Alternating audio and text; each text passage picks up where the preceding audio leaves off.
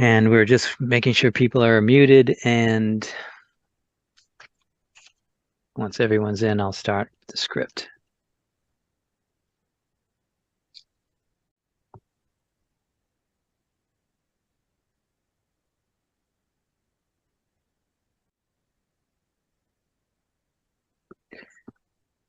Hello, everyone. This is Chuck Tirone, Reading's Conservation Administrator. Pursuant to state legislation superseding certain provisions of the open meeting law, Chapter 30A, Section 20, relating to the COVID-19 emergency, this August 23rd, 2023 public meeting of the Reading Conservation Commission shall be physically closed to the public to avoid group congregation. The meeting shall be instead held virtually using Zoom. Please note that this meeting is being recorded, which I'll do that right now. Recording in progress. All materials for this meeting are available at the following links, which I'll provide in the chat.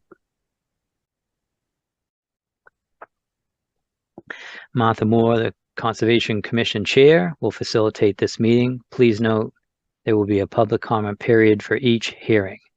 Each vote taken during the meeting will be conducted by roll call. We'll begin with roll call attendance. Martha, can you please review tonight's agenda after you've taken the attendance? Okay. Please say present when I call your name. Brian. Brian Bowe, Vice Chair, present. Bill. Bill McCants, member, present. Andrew. Andrew Driven, member, present. Tony. Tony Rotalakis, member, present. Walter. Walter Talbot, member, present. And I'm Martha Moore, Chair, present.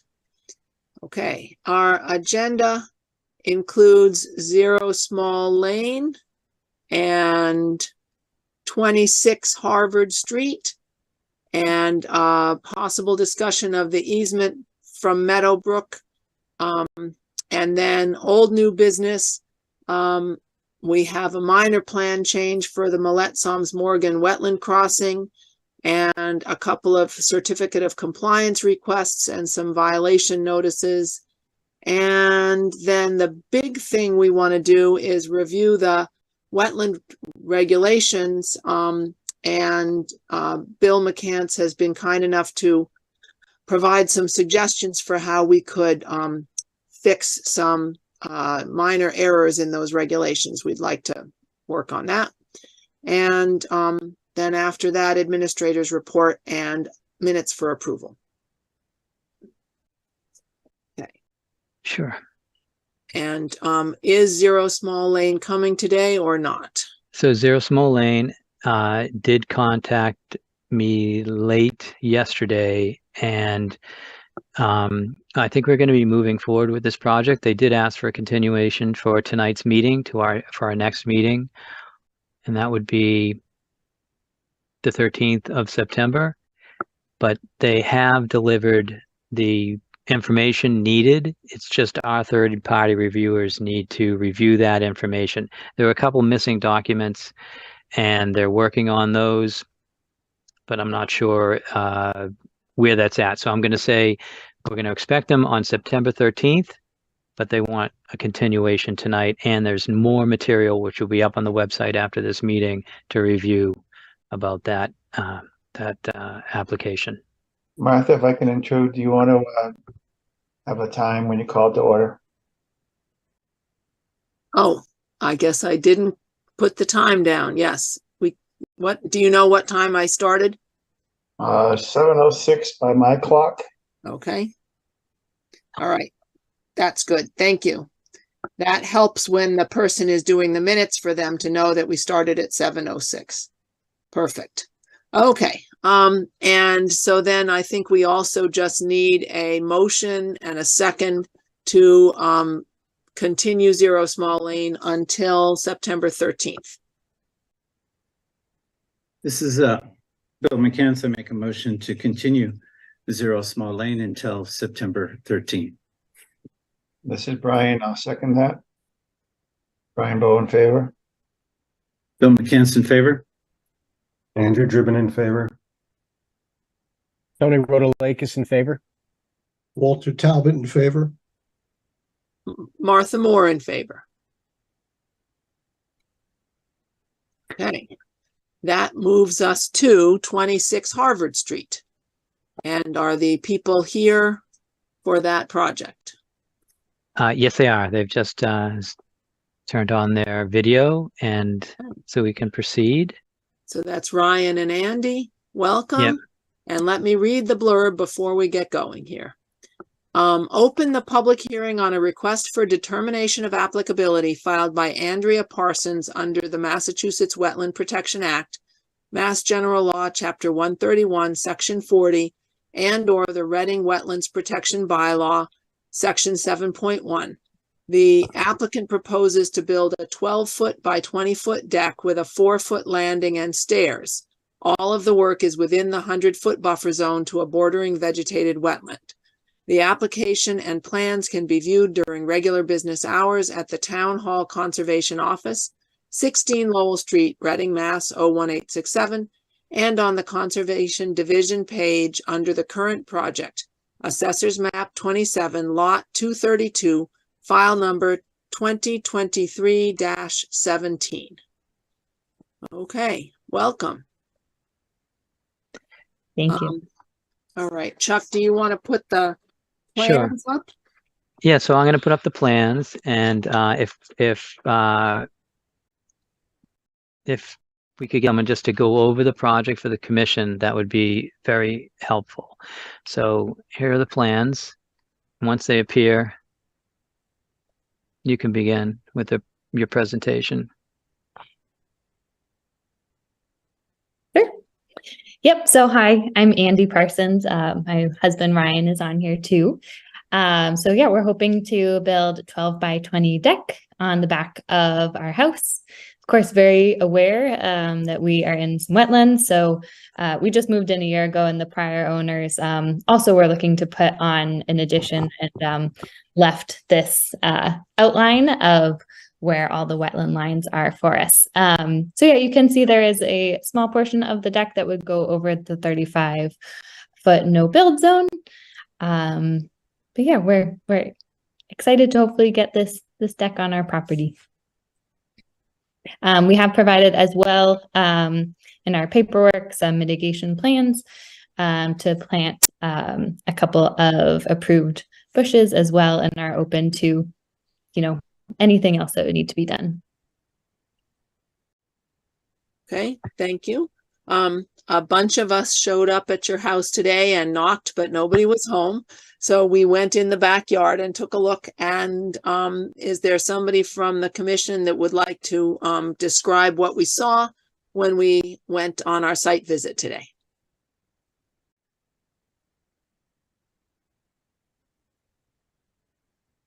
Brian. Okay. So as Martha said, we went, knocked and rang. So we did all the right stuff. We saw that you left the gate open, so we helped ourselves to the backyard. A couple of observations. We were looking for the flags, the wetland flags. We found one, which we believe was A4. So the others may have fallen down over time. I know they were placed originally quite some time ago. But that's the only one we actually found. Additionally, we had some uncertainty over where the wetlands were. If you go back beyond your property off to your right, that's clearly wetlands. But we were looking for vegetation that's typical of the wetlands, and obviously you have lawn that goes right to your fence. So while it's clearly very wet back there, there wasn't a lot of vegetation. Another thing to note is that we found lots of various kinds of yard waste back beyond the fence. Lots of grass clippings, brush piles, some blocks, and there's more. Actually, we had some pictures taken, so we can have that for the record if we need it. And then I think that's really all I'm going to do for observations. I'll have some questions when my time comes, unless somebody wants to add something to their observations. Anybody else who was at the visit? Andrew? Yeah, I'll just add that well, thanks for leaving the gate open and letting us walk through, that we saw where the sump pump pumps the water. I don't know if it's from there's some construction going on next door there, that their neighbors to their left are doing some stormwater work. And your sump pump was very active. I don't know if it's always that way. It was like a little geyser that every 5-10 minutes. Well, it's in the short time we were there, we saw it go off a couple of times. And that area around there is very wet, which I'm looking at this plot plan that you submitted, and that is where the wetlands were delineated in 2015. So that makes sense. But yeah, just wanted to add the sump pump and the wet water, the wet land right there. Anybody else? Okay. I did notice you had some stakes in the backyard that look like they are marking where the 6x6 posts are going to go under the deck. Okay. Correct. Yep. So you will have the deck hanging out toward the back of the yard by about 1 foot beyond the posts. So your posts are not right at the outside of the 12 feet. They're like 11 feet from the house and the deck is 12 feet. Okay. What else was I going to mention? Do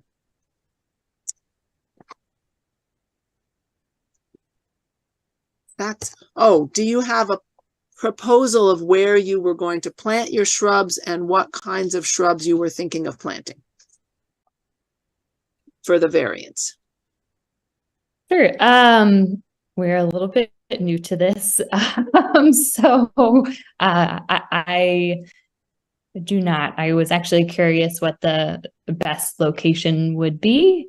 I have looked at the list that is online of approved plants, but I wasn't sure how it worked exactly. Okay.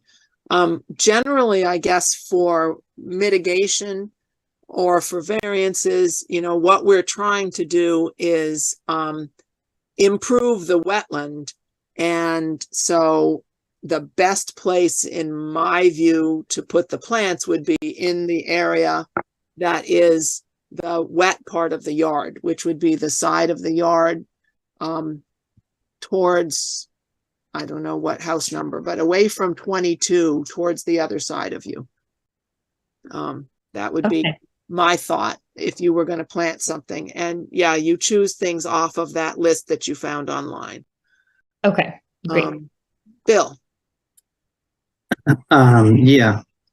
So I was unable to visit with the other commissioners today, but I did come by yesterday. I knocked. They didn't have anyone home. The gate was not open, so I didn't go in. But from where I stood at your fence, I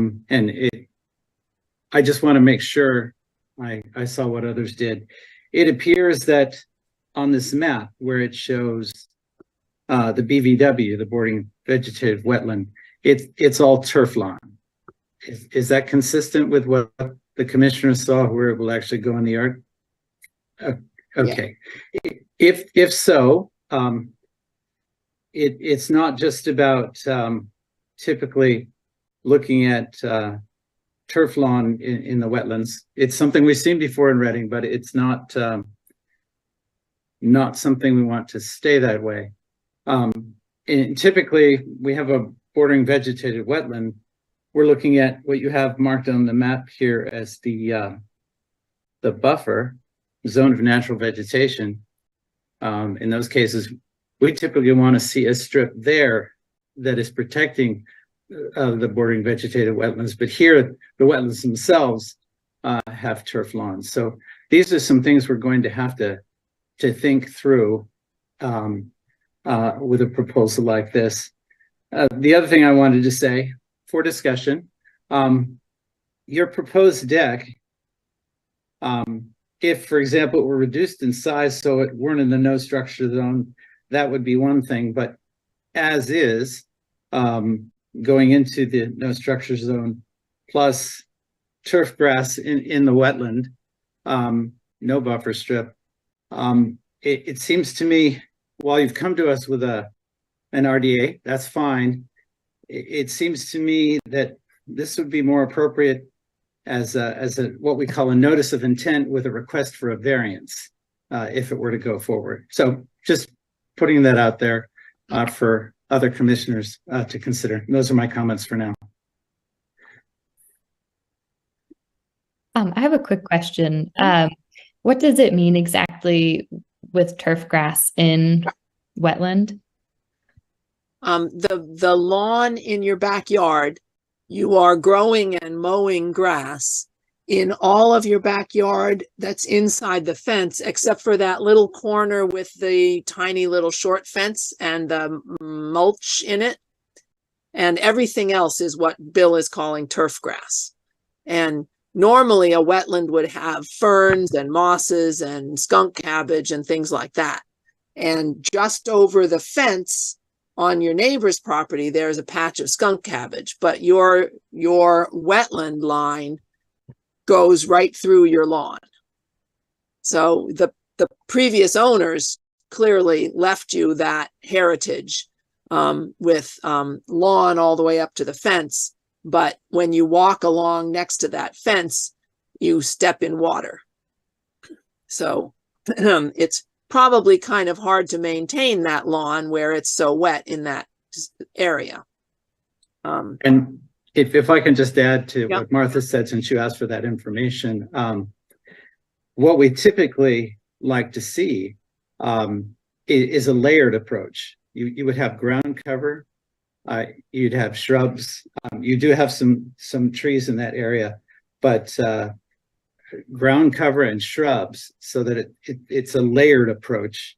That would be much more like a traditional wetland. And in the many properties we see that happen to have a wetland where it's marked as bordering vegetated wetland, even then when we are considering approval of a project, we often look for a protective strip of some size. Depends on the circumstances. Each is different. But again, then we look for some layering typically. What kind of ground cover do we have?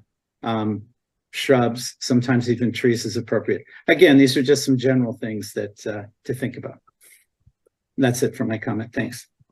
Thank you. And I had one more question. The fence that goes across the back half of your property, I can't see a place on your plot plan that shows the fence. And yet you have two trees, 18-inch and 14-inch trees along the right-hand side. Is the fence closer to your house than those two trees? I think your whole backyard is not got trees. Is that right? Up until the fence. That is correct. There are no trees inside the back of the fence. There's one that's closer to, much closer to the house, but otherwise, those trees on the middle right are behind the fence. The tree closer to the house is the one that's called 12-inch, and it's pretty much the same distance back as your proposed deck. Yes. Yeah. Okay. So behind the fence, you've got natural vegetation in the zone of natural vegetation. It's just in front of the fence. You've got the little sitting area in the back with the mulch and the lawn. So everything behind the fence is, other than what Brian mentioned about the yard waste, that is what we're usually looking for in a wetland, is vegetated like that. Andrew. Just noting what you just commented on, those two trees on the site plan. I'm looking at Google Earth, and the historical aerials show that the trees were there in 2015 and they were gone in 2016. So previous owner probably did it. I am curious what the history is, if the old owners wanted to put an addition on, how far they got into that and this discussion about the conservation of wetlands. But my one question, I think, is for Chuck or Tony, who's more knowledgeable. So the wetland that's drawn on the plan, obviously it would go onto the neighbor's yard, but what is the minimum size of a wetland that's recognized by the state? It's 5,000 square feet, and by the town is 500 square feet. That sounds 500 square feet. Any idea how big that is? It's probably close to 500. But I mean, you have an odd situation. It's just historically been turf from looking at the grass for foreseeable future or past, looking at the aerial photography. But at some point, there have been some flags showing where your lawn is very wet, that it actually was a wetland. And wetlands typically have different kind of vegetation than what we have growing there right now. Which puts you guys and us in a slightly odd position. Just what do we, my question for us is, what do we do with that area that was designated, was delineated as wetland in 2015, but now it's very wet, but not looking like a wetland anymore. So I got to think about that. But those orange stakes, are those where the concrete is going to be going, or is that the foundation for the deck, or are they just marking out the deck in general? So that is where the footings will go, where orange markings are. Yes. Okay. That it? That's it for now. Okay. Yeah. So thank you for pointing that out about the trees. So that leaves me still wondering where the fence is compared to the how far back you go. And on the plot plan, it does say there's an arrow pointing to A1 that says that it was delineated in 2012. So it has been 11 years for those flags to disappear. Okay, Tony. Thanks. First of all, welcome to Reading. My first question actually has to do with the sump pump, and if you have any idea of how long that has been operating in the past. Yeah, I'll give the best history I can. We've talked to some of our neighbors about it as well.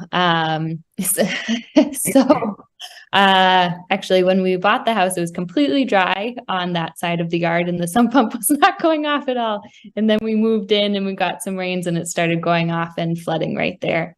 So we recently put a new sump pump in because I guess the sump pump was about 15 years old. So we replaced it, I want to say, perhaps in the fall. So yeah, when we get a heavy rain, when we have lots of snow on the ground, it goes fairly continuously.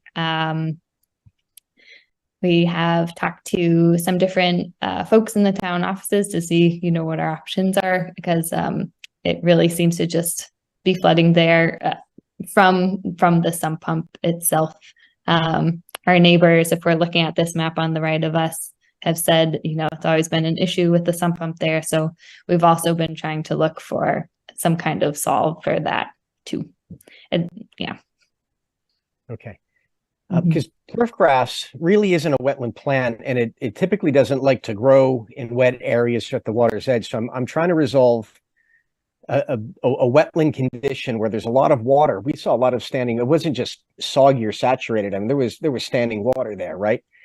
And I'm trying to reconcile how you have an area that could be wet, but covered with turf grass.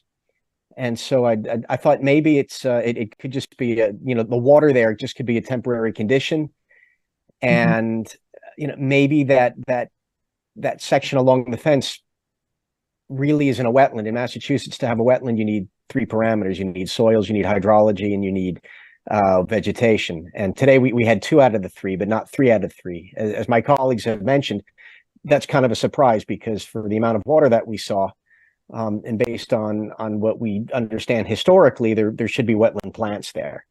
But this makes things a little bit tricky. But it sounds like that pump isn't always running in a dry season, especially in a dry year.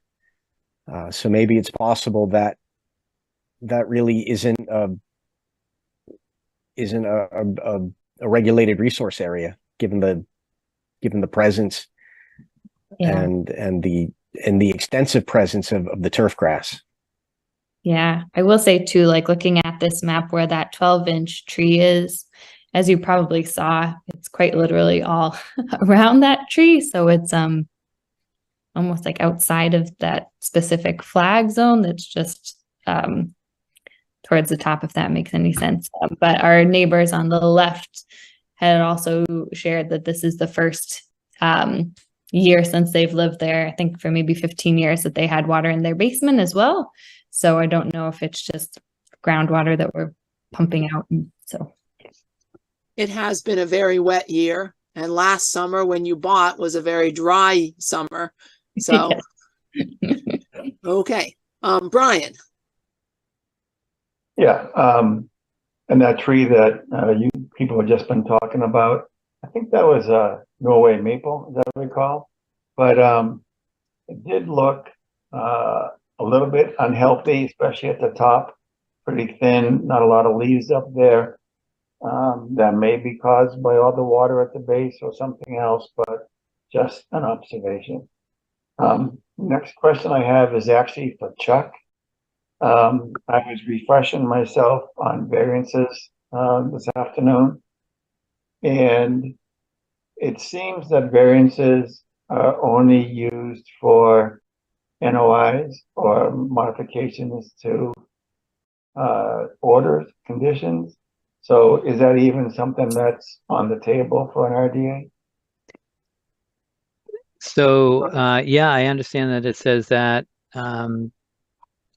the regulations say a variance is a notice of intent is needed for a variance, but that has never been the application of the commission since I have been here since 2011. I don't know what happened previously, but I would say that possibly the same based on what's in the documents in all of our files. So a variance was accepted for both, and we've been doing that practice with this commission for a while and with past commissions also.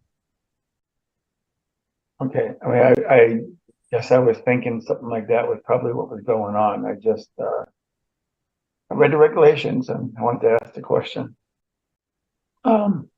So from another thing I wanted to mention, so in your narrative, in your application, it actually says that the deck will go near or close to the no structure line, but actually, as you mentioned in your narrative, that it actually goes over it. So you would want to correct that just so it's in the record correctly. It's not that it goes near it; it does. That right-hand corner gets eclipsed by the no structure zone line. So from my perspective, not a question, but an observation. It seems that you'd be better off adjusting the deck so it adheres to the regulations as opposed to getting a variance. I don't dispute what Chuck says for how it's been handled, but given the way it's written and given that you probably could do a relatively easy modification to make it so you're within the regulations, I guess that's what I would prefer to see. Other than that, I don't have any other questions.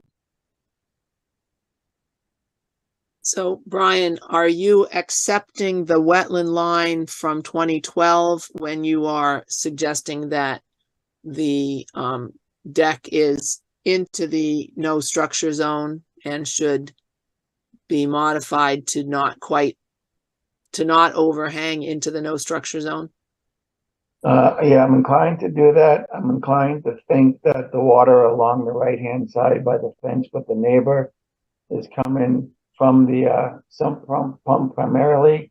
If you look on the GIS, it actually shows more wetland on the neighbor's property than on this homeowner's property. On this homeowner's property, it's back further to the right where it's up closer to the houses next door. So I think it's just coming out of the sump pump.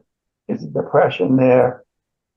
So that's why there's standing water there, because the sump pump has been refilling it constantly of late. So yeah, I am inclined to accept the lines, the delineation, even though it's 11 years old. Thank you. Bill? Two things to address the exchange between Brian and Chuck. As Brian said, the plain language limits it. Chuck agrees. Chuck says that's not how Reading's done it. And just to note that under state law 10.0510 variance, it doesn't put those kinds of limits on it. So I'm with Brian. I think the commission, in considering clarifying our local rules, we should get rid of that limitation, saying it has to be part of an NOI or request to amend an order of conditions, because the state gives us that flexibility, so we should use it. So that's just for longer term thinking. In terms of the project in front of us, I'm with Brian on, assuming this is the line for now. I want to remind the commission that we had a case not long ago where there was turf grass inside the wetland line, and nobody disputed it was the wetland line, and there was turf grass there. And so we wanted some mitigation, and we made it part of the order of conditions. And as always, we're striving for consistency. Every property is different, but I think it's important to remember that. That's my comment. Thanks. Okay, so Andy and Ryan, in case you haven't read the regulations with a fine-tooth comb, you are allowed to have a overhang that can go up to 7 feet from the zone of natural vegetation. So so you can have your posts at the 35-foot line, and you can have your deck go out to the 32-foot line. So you're very close, because you've got it shown as 30.8 feet to the wetland line from the corner of your deck. So if you, depending on what the rest of the commission says, if you were to come back to us with a proposed deck that, say, shifted over a little bit, or was a little more shallow, or cut the corner off or something, if you could redesign your deck so that the posts are no closer than 35 feet and the overhang is no closer than 32 feet, then the deck would meet the letter of the law. And then, probably the shrubs would be a good thing to put in that wetland area anyway, to start making your wetland more of a wetland and less of a lawn. That's, I think, the gist of what Bill and Brian are saying, and I would agree with them that if you could adjust your deck just a little bit, then it would be much easier for us to say, yes, this is a project you could build. And it doesn't take much to get you back to 32 feet from 30.8 feet. Andrew. I understand where we're going with that, but I think it makes sense to us and to the homeowners that we clarify what we are assuming is the wetland. And we maybe have to go out and mark it ourselves, or I don't think it's fair to assume what was drawn in 2012 still applies today. Okay. In my opinion. So I think I did see, as Tony said, we need 3 conditions to see a wetland, and we only have 2 of the 3. We don't have the vegetation. So I'm not sure what to do with that, to be honest. But I think if we're gonna start telling them they have to move their deck because there's a wetland there, we should be clear about where that wetland is that they're trying to work around. and width, because we're going to ask them to put some plants in there as well. So that's what I don't know how we go about that though. How we mark out where the wetland seems to be. Okay. Are you done? Should I? I mean, otherwise the question, like Tony said, maybe there's no wetland there. And if we say that, then there's no variance needed. Right. So yeah, I'll leave it with that. What other people think we should do? Is there wetland? Bill? Yeah, I'm approaching 6 months on the commission, but I wasn't aware this was something the commission did. So you're just going to have to bring me up to speed, I guess. That's what I'm asking for. We get a map from an applicant in good faith. It's got wetland markers on it. The commission goes out, and at least part of the commission decides there's no wetland there. I don't recall us doing that in the case not long ago where there was some turf grass. I don't recall anyone saying, well, there's turf grass there, so it must not be a wetland. That's not what people said. So I must say I'm a bit confused, and I'd appreciate some clarification from other commissioners on what's going on here. Thanks. Tony, do you have a comment on that? Or a separate comment? And unmute, please. Yep. Bill, I think I can address that. And I think I know the previous property you're talking about. And in that case, there was lawn, but there was also skunk cabbage growing up within the fence line and actually inside the backyard. I think that's the difference here. And I don't know that anybody was saying there is no wetland. There clearly is wetland. The question is, how accurate is the wetland line that was drawn in 2012, and does it reflect accurately what the wetland line is now? Yeah, that's more. I think really the wetland. Yeah, I'm with you, Martha. I just don't think what's drawn in this map from 2012 is accurate anymore. Tony, did you have something else you wanted to say? No. Okay. Chuck, do you have any thoughts on how we can clarify where the wetland actually is, given lack of flags and the fact that it was delineated in 2012? Do we need to get another delineation done?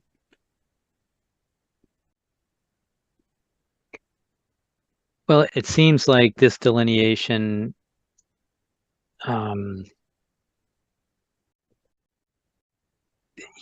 this delineation was defined by Norse Environmental, and in 2000 and it looks like 2012, and it also looks like where it appears incorporates the sump pump, but I was confused by the plan that it says the edge of lawn, but it also has like a wetland indicator symbols on there.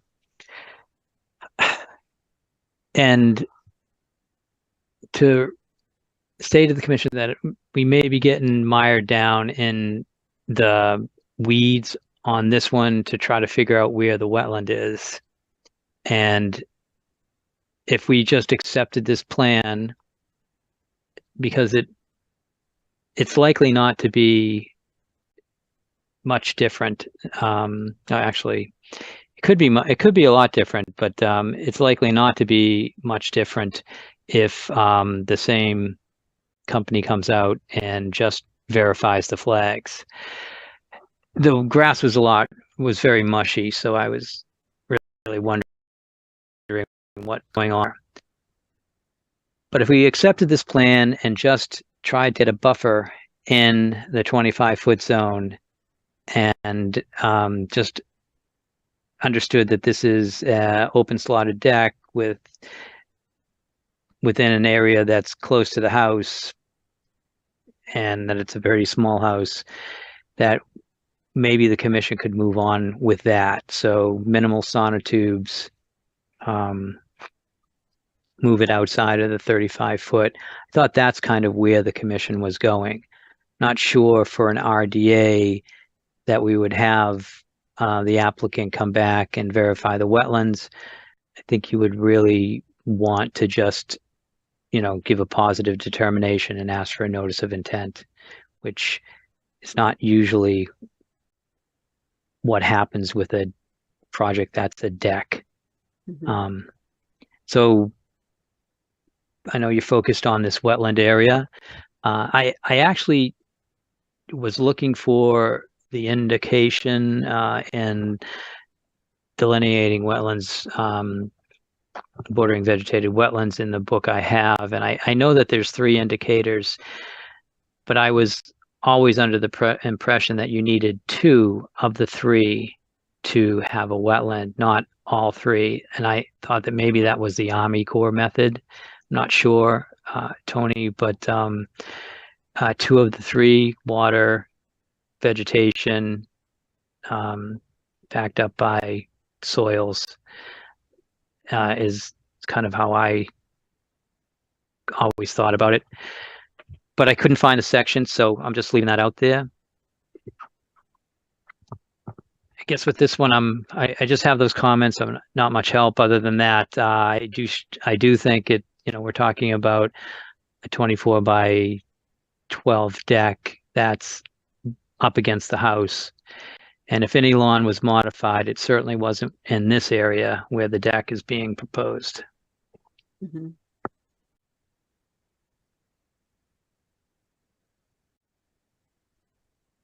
Are there any other people with comments, questions? Are there any members of the general public who have come tonight who had any thoughts on this project? If you are from the general public and you want to speak, go to the reactions button at the bottom of the page and use the raise hand function so we can call on you. Okay, seeing none. All right. So we have 2 options that I see. We could accept a motion to allow them to build this deck and put in some shrubs, or we could ask the Parsonses to come back with a modified plan that would pull their deck a little bit further from the wetland line so that it only has its footings outside the 35-foot line and the deck only overhangs up to the 32-foot line. And that would assume that we're talking about the imaginary flags that are marked on the map but don't actually exist in real life. So those are 2 things that people have been talking about. And I guess the 3rd level is to say we need to have a notice of intent and have the flags re-delineated, which it sounds to me Chuck thinks is a little bit overkill for a deck. So does anybody want to make a proposal for one of those options, make a motion, and then once we've had a motion, we could have a conversation about what the conditions would be. So I guess the question is, do we want to continue and have them come back with another plan, or do we want to come up with an answer tonight?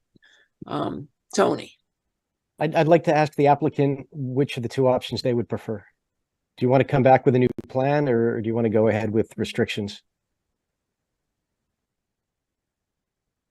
Ryan, any thoughts? Sorry, Ryan and I are in different locations right now. I'd like to go on with restrictions. So you'd like to have us come up with an answer tonight? Okay. Tony, anything else? Nope. How about Andrew? Any thoughts? My concern is more of letting the wetland that once was come back to life more than moving the deck. So I would like to see some conditions that maybe planting some sedge or something that will actually grow in that particular really wet area, and losing some of the grass that they currently have. I don't particularly have an issue with the deck. if it's in this fictitious 35-foot zone, since we don't have an actual wetland.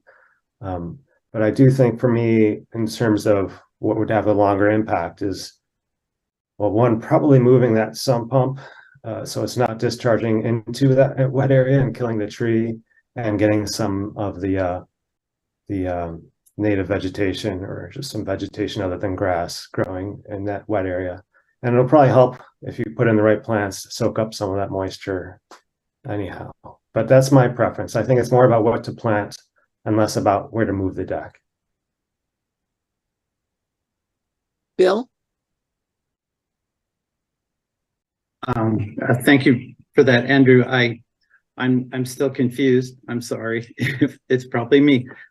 So where is the wetland you're talking about? You called these boundaries fictitious. I get it. I understand your position. But then you said it'd be good to see some vegetation in the wetland area. So where's your wetland area? It is wet there. You didn't go out. I mean, that is not solid turf. So where that, I didn't have the flags to see, so I don't know if where I was stepping is within the flags that are being shown here. So it's hard to say with what is being depicted on this map is what I was seeing on the ground. And I understand it's just a deck, so making them go out and get an environmentalist out there to reflag the whole area, it puts us in this silly position, in my opinion, which I don't like. But I don't think we should make them do a full NOI just to build a deck. But it is wetland, so it's a tricky situation. Yeah, I just want to respond quickly. I think you misunderstood me. I was like Brian, just saying, let's take the map as it is. I understand you're pushing back against that. That was where I was coming from. I wasn't talking about putting an additional burden on the homeowners at all, but I'll stop there. Thank you. Walter? My question to the homeowners would be, how do you take care of that grass? Very difficult to weed whack a little bit, but it's too wet to get in there on the wet days, so we just kind of let it grow. So you're not fertilizing? Where our whole lawn, no. The dry lawn I just mow. The one under the tree where there's some water, I basically just let run. Thank you.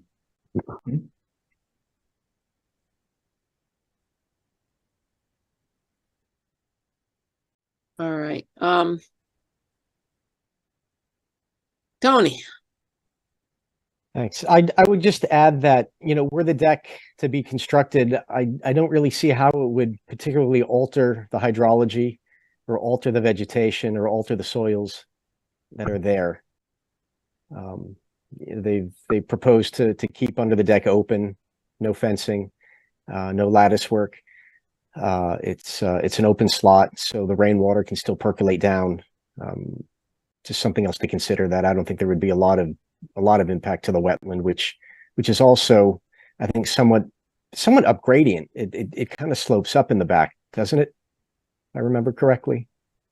It's true. I could add the conversation I had with the engineering department because of number 22 that was doing work when we went out there, and just ask them why we weren't notified.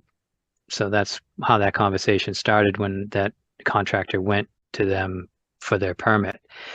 He let me know that this whole street has an issue and that they're all pumping. And I think it does slope from the back of the house to the front of the house. His recommendation to many of those houses, I'm not sure the Parsons were there or heard this recommendation, he would like houses to tie in to the infiltration, tie into the street storm drain, because if you are putting an infiltration system on your property, you're just delaying the flood water getting to you. You're in that cycle where it's just coming out of your gutters, going into the infiltration system, and then just back onto your property. And so he would like to see all these houses get together and, just discharge into the storm drain.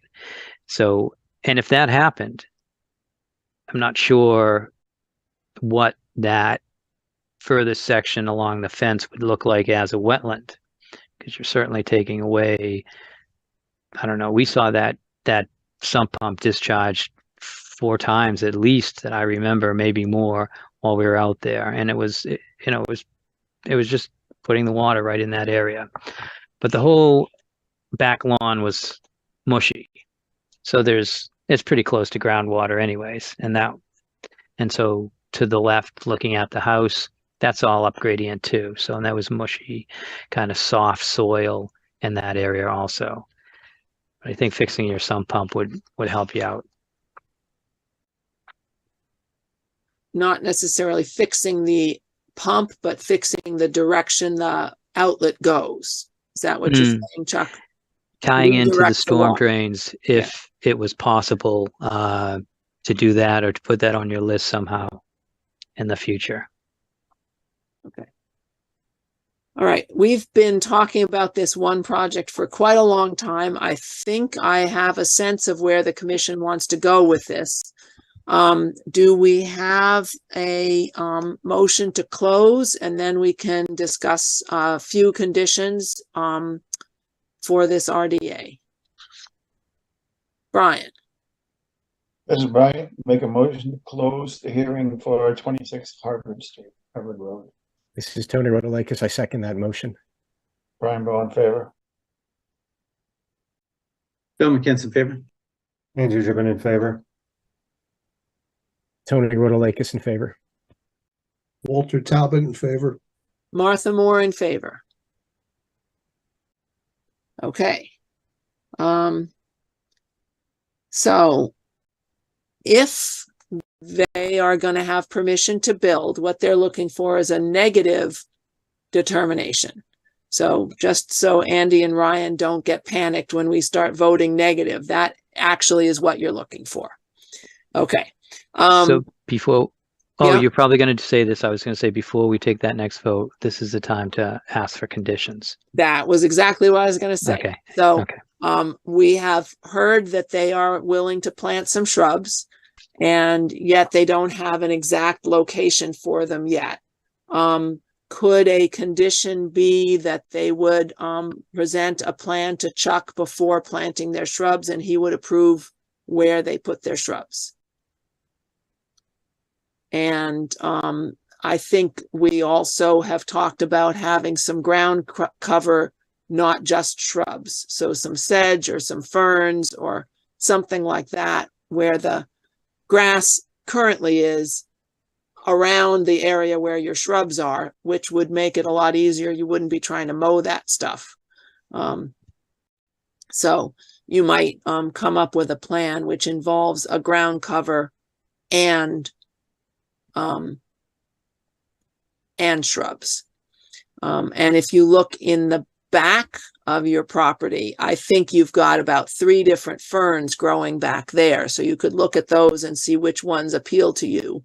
And, you know, something like that might make a good ground cover near your, actually, I'm thinking that was the other site visit we went to where I saw 3 different ferns. I don't know what ferns you might have in the back. Sorry about that. Confused my 2. This morning we went to 2 site visits and I'm getting mixed up. But anyway, so that's a condition I'd like to suggest, is some wetland ground cover and shrubs, and also present your shrubs to Chuck, not just where to put them, but what species you're going to plant. Before you actually go out and spend money buying something that wouldn't work well. Okay, Tony.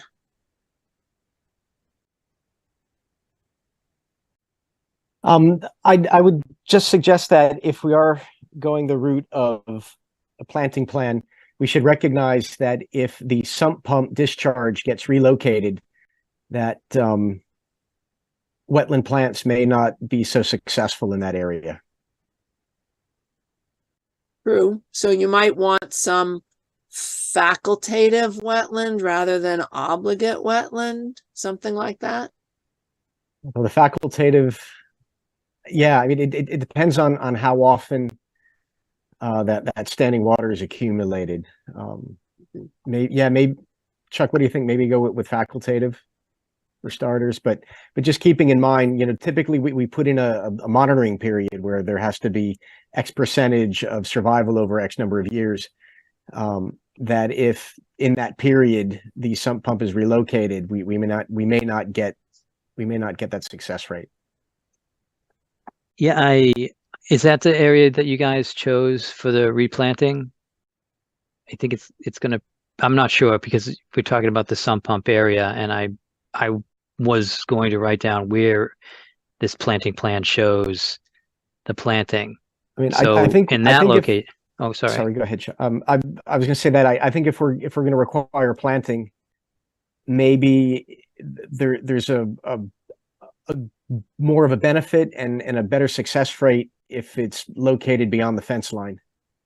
Yeah, I agree. That's why I was gonna ask you, did you pick a spot? I think we should still do a vegetated buffer strip along the back of the property on this side of the fence or that side of the fence. It does get on the lower right-hand side, closer to the wetland, maybe in the wetland. So they could really come up with a nice little plan based on dry to wet plants. But that's something that you'd have to do some research and present it to us. So I like Tony's idea about that.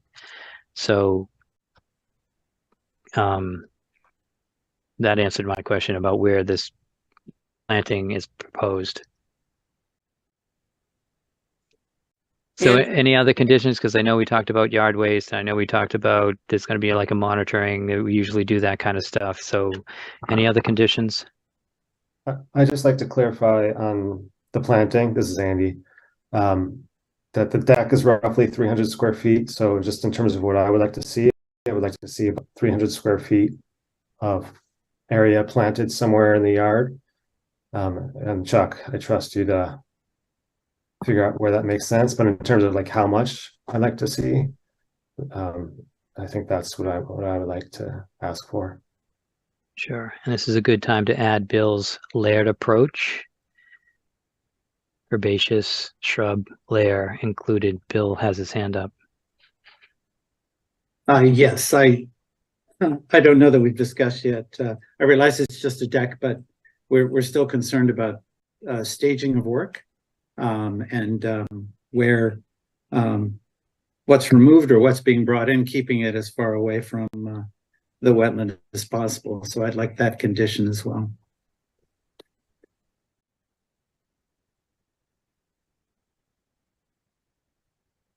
So it looked like you could stage on the driveway. Whoops, that's not it. Yeah, it would be easy to stage on the driveway. So is that acceptable, staging on the driveway? Yeah, that makes sense to me. Yep. And Andy and Ryan, is that all right with you guys? Yes. Okay. Okay. All right. Staging area on driveway. And I think you're probably not likely to be producing soil that needs to be carted away. You're just going to dig the holes and put the posts in and put the soil back around the posts. They're not digging a whole foundation or anything. Okay. So we don't really need to ask for a soil stockpile area. And there is proposed silt fence. Everybody's comfortable with the area where they've proposed the silt fence. And actually, I think I saw some silt fence in the backyard already. Don't remember seeing silt fence, but certainly not in the middle where they're putting the proposed deck. Martha, it was there, but it was still in rolls. It wasn't. Oh, that's right. Okay. Okay. It's previously used for our dog to stay out of the wet areas. Okay. So, Chuck often thinks that we don't need to go that intense on the erosion control. And, you know, with a silt fence, you usually have to dig it into the soil to keep the erosion from going underneath it. And sometimes proposes something like a mulch sock. Chuck, what do you think would be our best erosion control around this project? So, I would recommend to the commission that they just allow no erosion control based on the slope from back to front. But if I were to have to require one, I would say that should be straw wattle. Okay. And would you make the judgment of whether it looks like they need to add erosion control when you go out to Yeah. view the project? Yeah, I think it's unlikely with this smaller project, and that the length of lawn and the gradient, it's going to become a problem. You know, I'm suspicious of that wetland, air quotes, without the sump pump. So, you know, that would be the only reason why I have pause about, you know, saying I would say no erosion control. But I can look at it. There's always a pre-activity meeting. If it looks like they're messing up the lawn and it's getting torn up and things are getting in the wrong spot, I would require it. And we could just steal some from the dog. Okay. All right. So that erosion control is not a condition that you need to meet unless Chuck tells you otherwise at the pre-activity meeting. Okay. So I'm hearing staging area on the driveway. I'm hearing a layered approach with some ground cover and shrubs back towards the chain link fence at the back of the property rather than up close to the Norway, Crimson King Norway maple. Did I miss another condition? I have one if no one has this.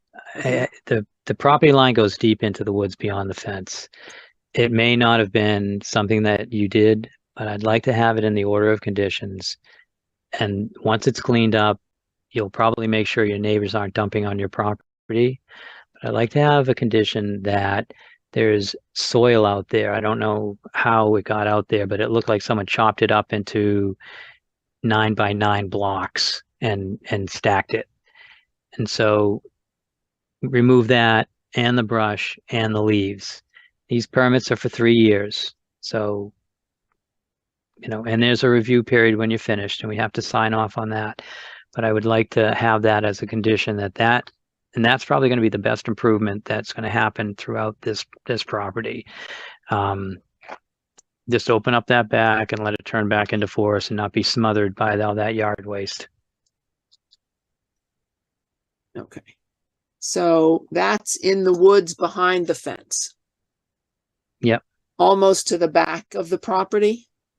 The back of the property has stakes back there. Maybe that happened when they bought the house. Someone wanted to survey that, or maybe they're in from this survey back in 2015. But there are stakes in the back, so it's easy to see where the property line ends. And is it obvious if they go back there where this blocks of soil and brush and leaves are? Will Parsons be able to figure it out? Oh, yeah. Sure, and I can go over it when I do the pre-activity meeting if needed, but it is pretty obvious. Okay. All right. So if you guys don't figure it out, just when Chuck comes, have him show you. Okay. All right. So that sounds like we've got a few conditions, but otherwise it sounds like people don't have any more to add.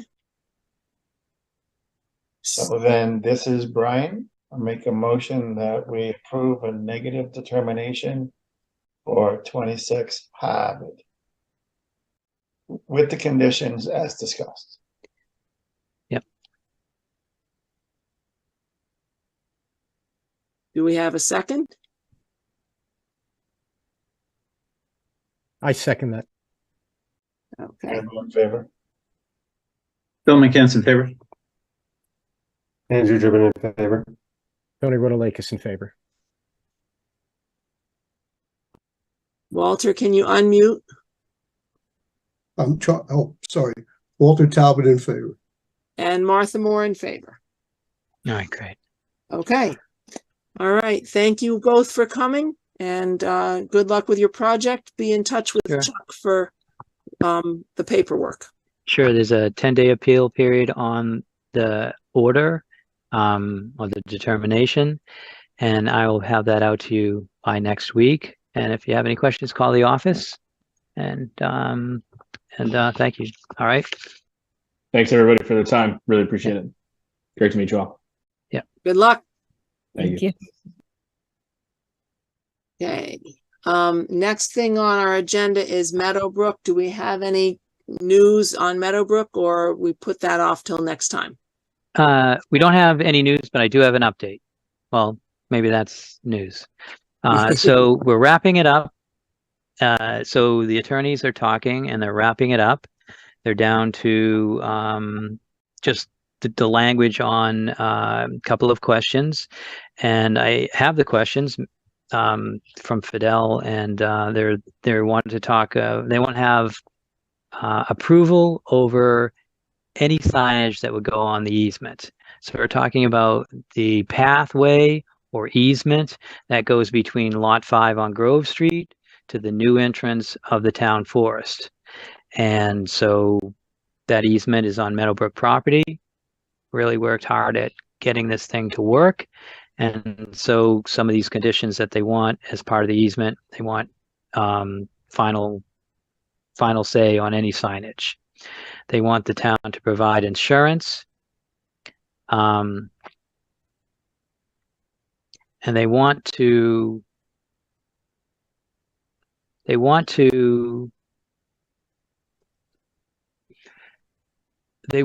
have the ability to make sure or question the easement again if by some chance it affects their driving range. And how that's written up, I don't know. I don't think it's ever been a problem before. I was walking out there, I didn't see any golf balls. So maybe it's just luckily a little bit beyond what anyone can, hit a ball. So those are the three things that they're working on. It should be closed up. Hopefully it's at the September 26th select board meeting. And that means we would be looking at it on the 13th and for a vote and for signing it and for a vote. So that's the best update that we've had so far. So hopefully we can keep with that schedule and have that an official entrance to the town forest. And along with that, the bid documents are out and we received bids for the parking lot. And I don't know any more than that. So it looks like that project's really moving along. Okay. Any comments from the commission on that?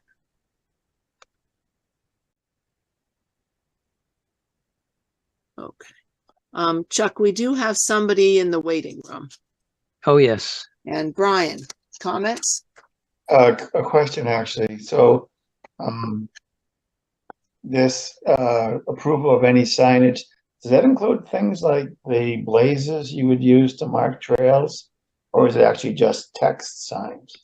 No, I would assume it means everything. I mean, that's best to do it that way. I don't think they would have an issue with signage, but that path is pretty defined. No one's going to have a hard time getting from one end to the other. So I could actually live without signage. And so that's not a big deal to me, but yeah, that's fine. I'm sure they were thinking about something much bigger than, a little 2-inch by 5-inch blaze.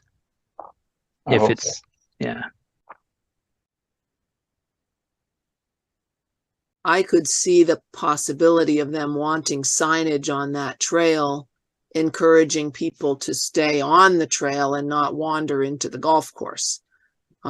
So I could also see them wanting to make sure that their language is appropriate for a sign like that. I do think signage would help. We do want to keep them on this side on the path. It is an agreement. We'd want to honor our part of that. Mm-hmm. People are wandering all around in that area, and that's causing a problem. I mean, I understand their position. So signage would help in some ways, but sometimes it's just way too much. Mm-hmm. Yeah, although I will say that it's just as easy or easier to get to the golf course from that side of the town forest where the coyote dens are. That way you can follow the pipeline, you can do that anyway. So they can put signs up, but that's not the main entry point for people wandering onto the golf course. Mhm. Yeah. Okay. Are we all set on Meadowbrook? So our next, oh, Andrew? I'm gonna just check, just hearing what you said. I'll let the lawyers talk it through, but it does sound concerning that they want to have the ability to pull out of the agreement at some point if they change their mind. But yeah, well, I could see that being, I understand why it's taking a little while now. So thank you for the update. Well, I don't know if that's,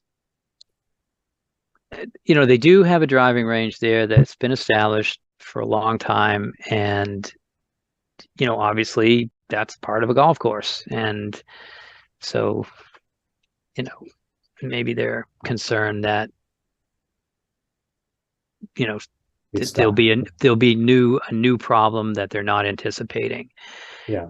But I think we have our town council is working on this, and I think that we'll have some answers shortly, and they'll work through that. And if I didn't tell you, maybe that never would have been known, and it would have been in the language. But I think it was, just one of those things. Those are the three things that we were talking about. Okay. So what I think Walter has like two more. Okay, Bill. Yeah, just very quickly. This is not something I usually talk about, but early in my legal career, when I was at a large law firm, I actually wrote easements, including for golf courses in Ipswich in one case for major development. I just want to assure you all, based on Andrew's question, that state law requires all kinds of conditions in an easement. And so I want to assure you, Andrew, it's not as simple as them just deciding one day, well, the heck with this. There's all kinds of clauses that have to be in there. So it's not as bad as it sounds, just offering that. Thanks. No, thank you. And I'm just going to suggest that perhaps we need to draw on Bill's expertise in this area. If he has experience with this, that you might want to let town council know that, Bill. Now that you've announced it on public TV here, they may come after you. Well, yeah, I'm not questioning the competence of town council. It's just I happen to know easements. I was really more concerned about, and I share Andrew, if you could write an easement that said, look, tomorrow I may change my mind, that would be a real problem in terms of reliance and stuff. So thanks. Yeah. Okay. Walter? Oh, sorry. This may not be relevant, but nationwide, I've been reading about many different people suing driving ranges because their balls are landing on their property, on them. The technology of golf gets better, so the ball goes longer. So existing driving ranges aren't really, muffling the balls the way they used to. I wondered whether that might be one reason they're worrying about that, is as technology improves, they might need a longer distance for their balls to travel. Okay. I think we can move on to the minor plan change for Millette Morgan Wetland Crossing, and we have a bunch of people from Horsley Witten Group who have been patiently waiting. So I'd love to let them in. And I don't have a blurb to read for this, so we can get started whenever. Hold on, I'm letting them all in right now. I think I got everyone. So I see Amy Ball. So I'll give the blurb. So miraculously, we have this awesome project here in Reading, and we're creating stormwater containment that's helping other towns. It's a regional project. And as we get started and the contractors have got onto the ground and we're stopped looking at plans, but we actually have boots on the ground, it seems like a problem has come up. And that problem is, it would be more practical to not keep moving the mats back and forth where they're working to try to get through this wetland area. And so the Horsley Witten, who represents the town, has going to present this to us. They also presented the notice of intent.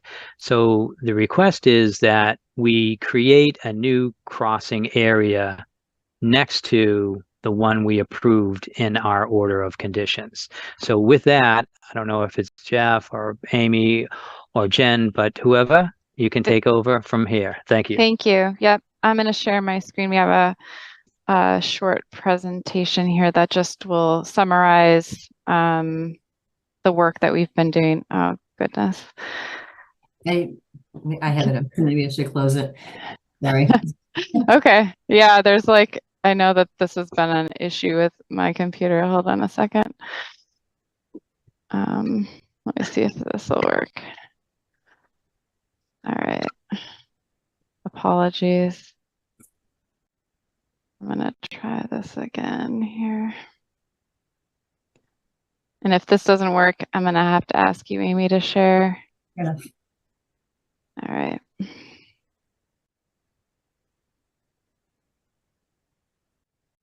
There we go.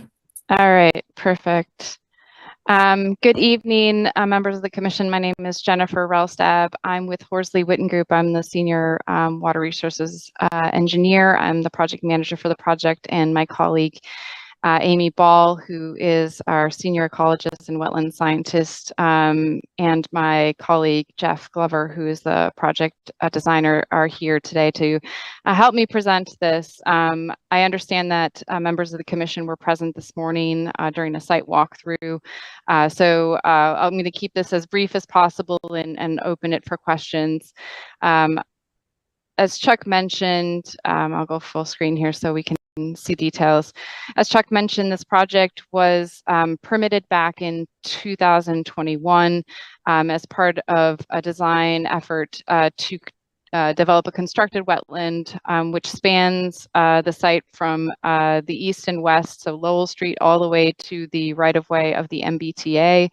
That creates a connection between the drainage on Lowell Street and allows it to flow into these various wetland cells to both clean it, so for water quality, but also to help mitigate both local and regional flooding. As part of the design, we are also incorporating 8-foot wide permeable pathways, boardwalks and overlooks, a small parking area near the existing driveway entrance on the southwestern side of the property.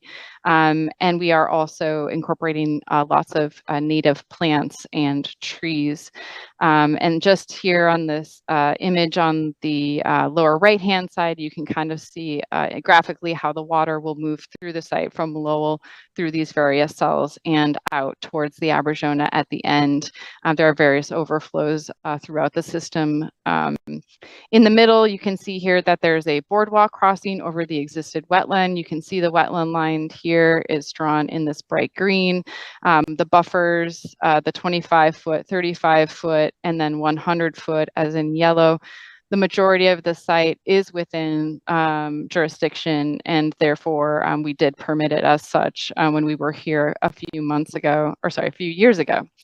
So as we Chuck mentioned, we had met with T. Ford, who is the contractor, the selected contractor for this project. And we discussed with them as they were starting to prep the site, sort of means and methods for getting across the wetland. And they had brought up to us a concern about it being easier for the entirety of the project schedule, which has actually been extended. We had bid it out as being completed in December, and we have extended that just due to some additional work on site that we need to have done. And so for that purpose and to allow them to have access between both sides for the duration during earthwork, pipe installation, and then also for planting, that having an additional 16 feet of width on the north side of that existing crossing is preferable.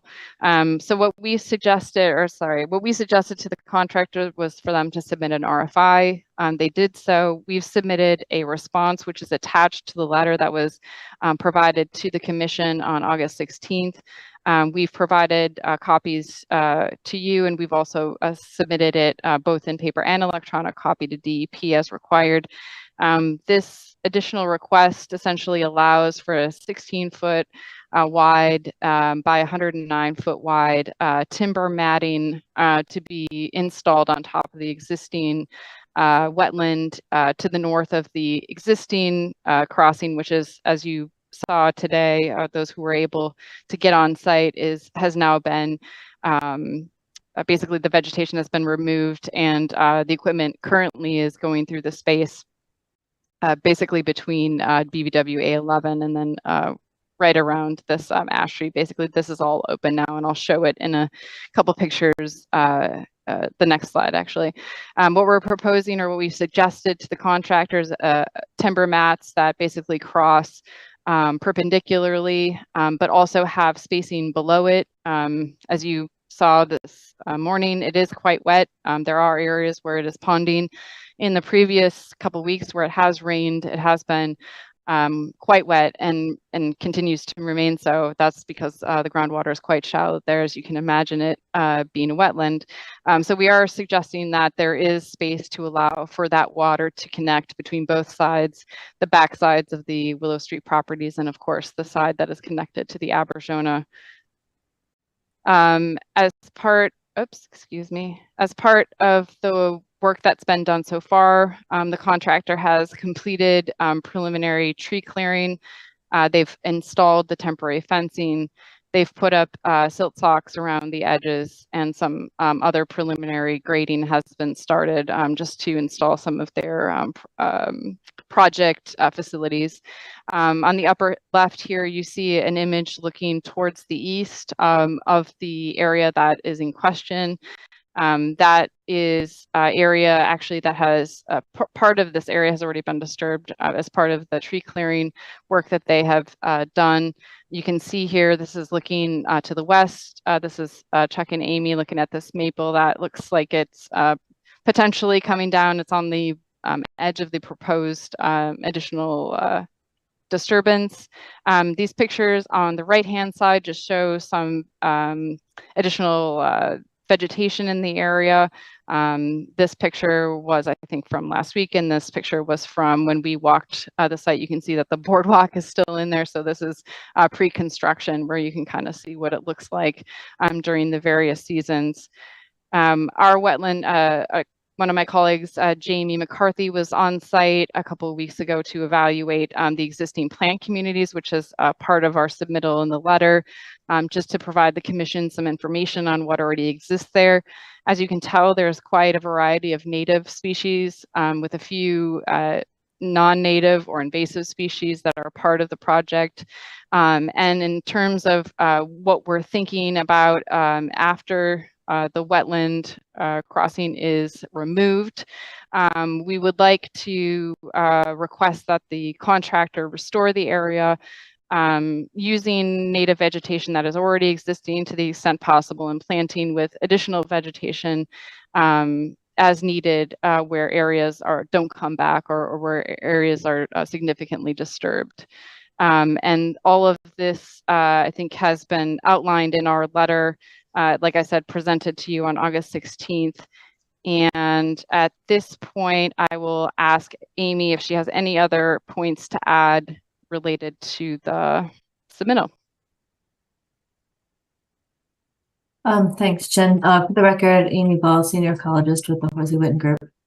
No, we think that the area would recover fairly quickly with some restoration plantings, if it's not grubbed or completely denuded. And as Jen mentioned, the amount of native plantings in this area, albeit there some shrubs and I think one or two trees on the edge, is largely an herbaceous or a woody vine community. And we have mirrored the planting plan that we had for the other area that was going to be restored where the existing boardwalk is right now, as well as the wetland replacement area in sort of southeast corner from this this crossing where Jen's cursor is. I think we'll just turn that back over to the commission for comments and questions. There's no more slides, right, Jen? There are no more slides. Yep. Okay, we have some comments already. Bill. Yes, thank you. Thank you for the presentation. So on the information you provided, the planting schedule, thank you for that, the diagram and so forth. If you could just describe for the commission how that was decided on. That is, you've got the existing vegetation. We had a look at that this morning, and then we see your tree, your shrubs, and your ground cover. And can you talk a little bit about how you decided on the density and so forth compared to what was there before all this started? Yeah, I'll go first, and then I'll have Amy comment. Like Amy mentioned, we're basically intending to have a very comparable restoration plan to that of the restoration we have on the south side, where, like she said, where the old boardwalk was located, and then where this area is currently wet. If you've been out there, I think when it's wet, it's basically what we're suggesting is a variation of plugs, native plugs that would grow fairly well in these locations. There is a maple tree that exists there. It actually, as I showed in the picture, if I can go to up here, whoops.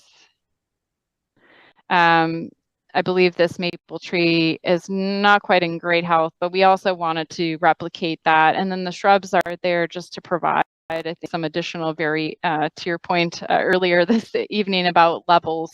I'm just having some variation in habitat there compared to what exists now.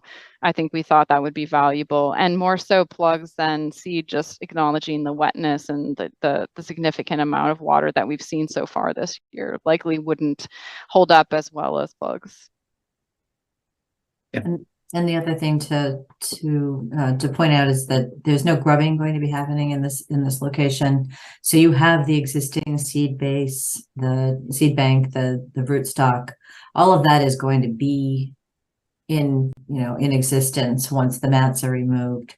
So we expect that more of the woody vegetation will come up and probably fairly quickly.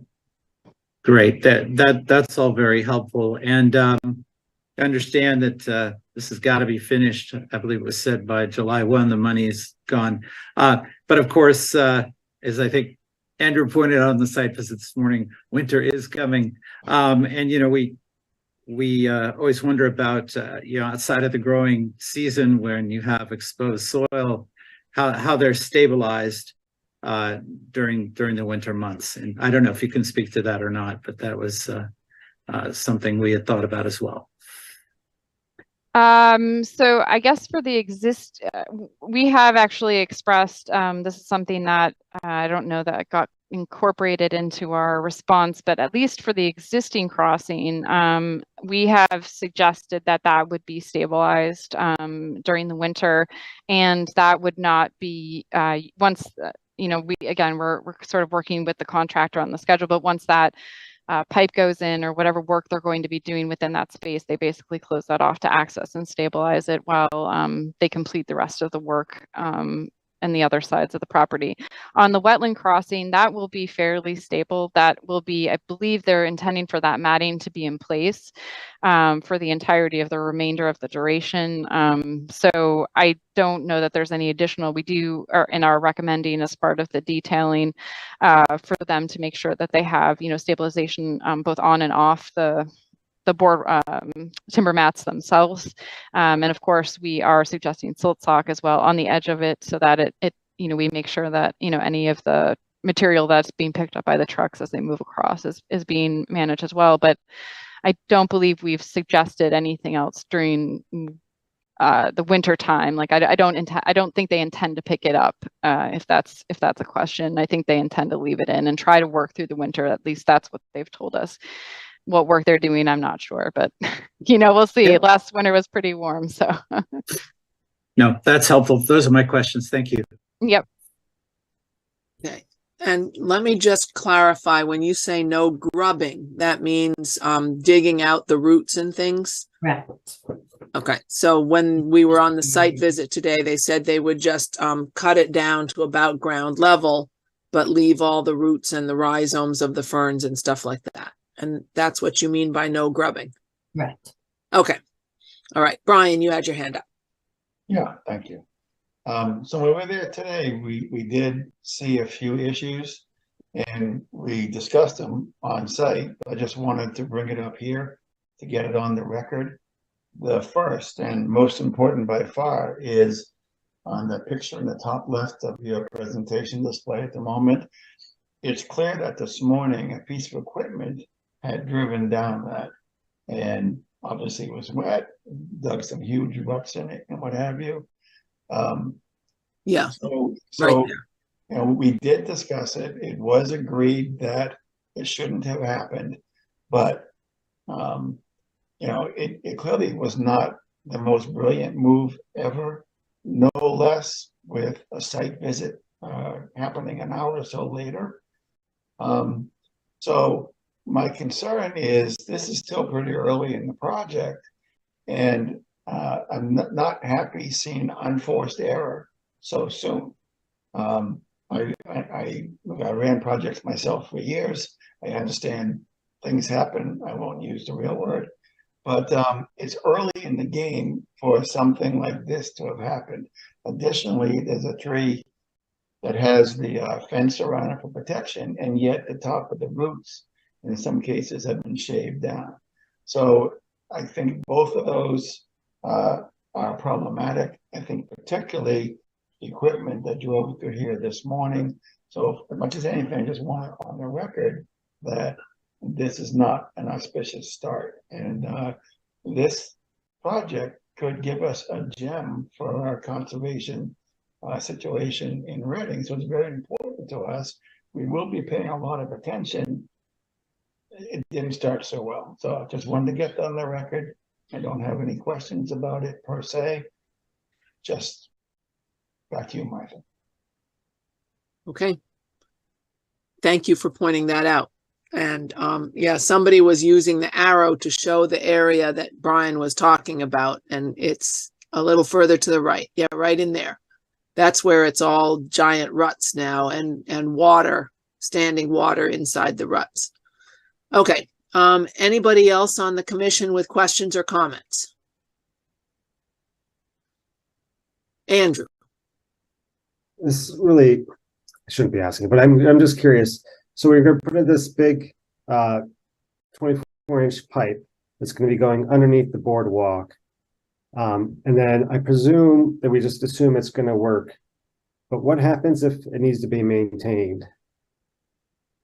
If there's an issue? Yeah, so we have an operation and maintenance plan that was submitted as part of the permit, a final version of that, obviously with any modifications to the design through the construction period would be submitted to the commission as part of the, I believe it's a condition of this order of conditions. But in any case, it does talk about pipe flushing and things like that. In general, the way that this works, it's actually a reverse flow pipe. So that means that it flows under pressure, essentially across the wetland. So essentially it should not be clogged, but if it does get clogged, it's basically, it's flushing it like you would any other drainage pipe that might get clogged.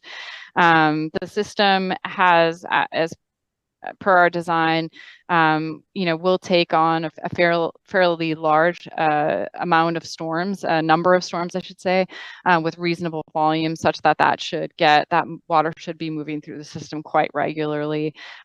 So all of this is again described in the operation and maintenance manual, but and that will be, I think, like I said, part of the conditions to close this project out when we go to get the COC to have an updated O&M plan. Okay, I mean, I was just asking because it seems to be if that's where the contractor wants to work, that maybe if there's ever a maintenance, but if they'd want to get off to the side there as well. So maybe we need to reserve an area for potential maintenance in the future.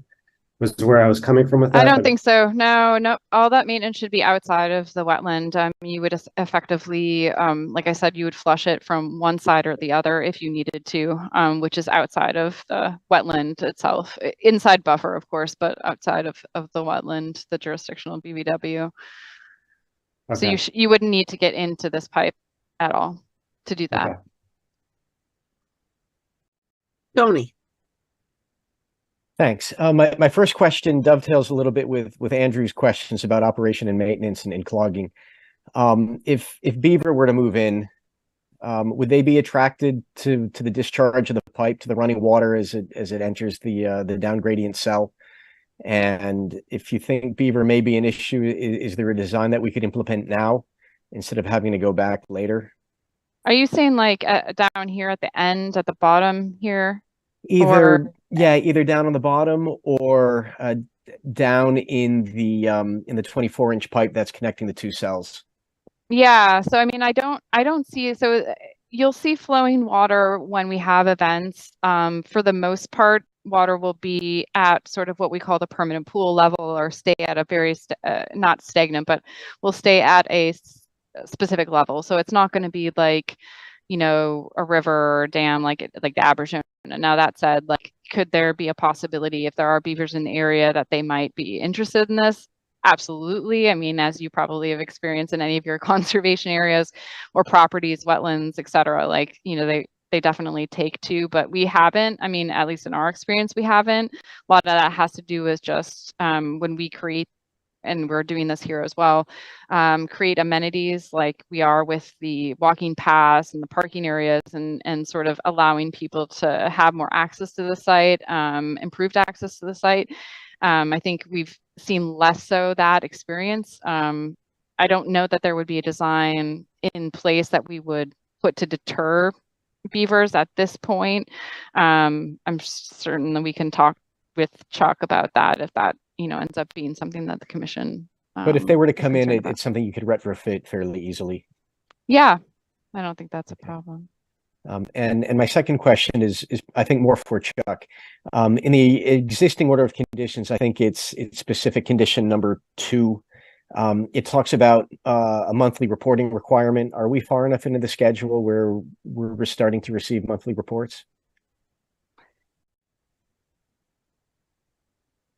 Oh, you're muted, Chuck. Thank you. We're receiving reports, and we're meeting once a week, usually on Thursdays, about this project. So I guess, are you asking to have me post the reports? Is that something that you would like? Is this where that was going? No, you're muted. No, I just wanted to make sure that that other requirements are being followed. Yeah, so, you know, Horsley Witten paperwork is there. You know, one of the things they do well, and the reports are well written, and they go over the things that I need, and I review the report, and then I go out there. I have been going out there a lot. I would like to not go out there as much as I have been, but the reports are coming in, and Amy Ball and Jeff and Jen, they're all available to the engineering staff, myself, and Andrew McNichol, who's the planner here in Reading. So anything that happens can be taken care of quite quickly. And, you know, again, yes, reports. We have plenty of reports on this project so far. And I did want to note that I did see an order of conditions posted at the gate. Did you like that? Yeah, that was a nice touch. Yeah. So I tried to get the plans posted too, but I got a little pushback on those. I think the plans are going to be in the trailer. Yeah, I think that's what we decided. Yeah. So, you know, obviously I want the order of conditions at the other gate also, the other end over on like I used to call it P&S, but now it's the plumbing store. But we'll do that also at some point. So thank you for noticing that.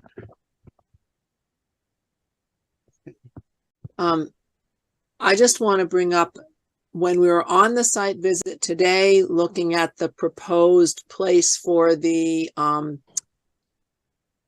timber mats, they suggested that the one red maple would likely be saved. And you were suggesting that that red maple that's just to Chuck's left in the picture on the lower left would likely come down.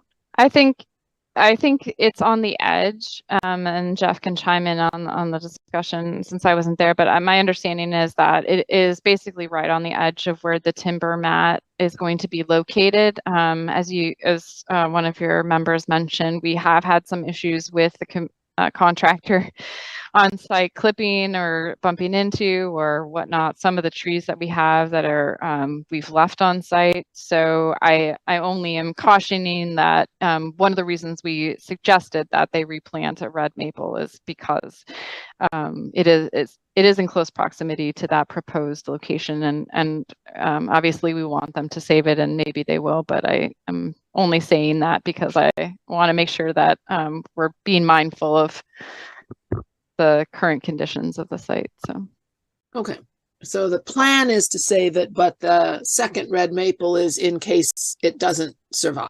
Correct. Okay. Anybody else on the commission or Chuck or members of the audience, if you have questions or comments, you can use the reaction button and the raise hand function. Brian. Yeah, I do have a question that arose from what you just said. You were saying that there have been some issues with the contractor. So that makes me think that you must have some plan or some way you intend to handle that. So what's your thinking? Oh, I don't know if Chuck wants to. Yeah, so we've, as Chuck mentioned, we have weekly meetings with them. We've, noted in areas where there have been some incidents related to the trees, or even as I mentioned, there were some areas that the tree clearing went beyond the limits of work. We've identified those to the contractor. They're aware of them. For areas where we are able to, Chuck and HW have been trying to get them to extend tree protection beyond what is currently there, provide additional protection, whether it be, making sure that we have tree tags or other tape to, let the contractors know or be aware of. We have a couple leaning trees on site, as you may have seen. There are a couple that are really close to the entrance, and some of those bigger vehicles, you can get really close to them. So we continue to make them aware of these issues as we go on. The remediation of those issues, mitigation of those issues, I think is still being discussed. And I do think we would recommend, at least in a couple of areas, that the contractor restore areas where they've disturbed in the wetland, at least. So that's all well and good. You're talking about remediation and what have you, and yeah, talking about communication, which is great. But I'm more interested in what approaches you have to minimize it happening in the future. Yeah, so I mean, our goal is just really, we're on site, as Chuck mentioned, we're on site a lot. We're meeting with them weekly. Chuck's been out there, I think more than that. We've been out there at least a couple times a week more lately. As things start to progress, there's been a little bit of a slow period, but as things start to move, you saw today, they're starting to mobilize larger equipment to start doing some of the earthwork. We'll be out there, more regularly. I think it's, this is not an uncommon problem. And I think as it relates to the commission, I think we're doing our due diligence to let them know and address things as they go. It's the same with the wetland crossing. We had a conversation with them even before they brought equipment on site to let them know. Chuck was very adamant about having protection on site for that crossing, and they did not provide it. So again, that's a good answer. I'm still looking for more. it seems to me at least the incident this morning of the great mud crossing is something that an experienced person would have known not to do without having to have been told, without having to have an oversight. Do you think that there's an issue with the level of experience or competence, or, I mean, how do you view this? I mean, in my experience, a contractor, always tries to do as much as he can within his abilities. And I don't know. I don't know if there was a miscommunication on his end, or if there was some misunderstanding of what we said. I mean, I can tell you that we wrote it in meeting minutes and we had calls with them. We met them on site and discussed it. So as far as we're concerned, So I think. then I have one last question, and I promise to let it go. So suppose you continue to see, again, what I'll call unforced errors. How do you think you would address that? I think that's a conversation to have between the town, the commission, and HW. There are, as you probably know, contractually, there are some monetary ways to address that in terms of enforcement, and requirements that we can place on the contractor further. Obviously, HW or the commission or the town can always have more people on site and address that. But I think that would be a discussion that we would have to have, internal to our project team to discuss. So far, I will say, so far, I understand that there's been some issues that we've seen, and I totally acknowledge them and agree with what you're saying. That said, they've been very willing to help us out to do some other things that the town has requested of them. And I do think that they are interested and willing to continue to work with us in a positive manner. So I am hoping, and I don't foresee significant issues moving forward. I think I'd beat that horse into glue. Just let it go at the moment. Thank you. Yep. Thank you, Brian. And it is 10 minutes of 9. So if anybody has really pressing questions to ask, this is your chance. Otherwise, I think I would like to entertain a motion and move on with our meeting. I'm just going to mention something. So the trees where they were whacked, although it was another contractor, but under the control of T. Ford.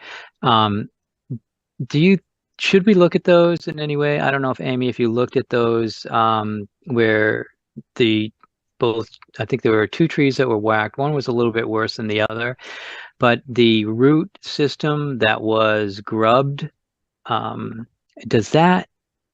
we just leave that alone, or should that be reviewed by an arborist to make a recommendation on how to not lose the tree?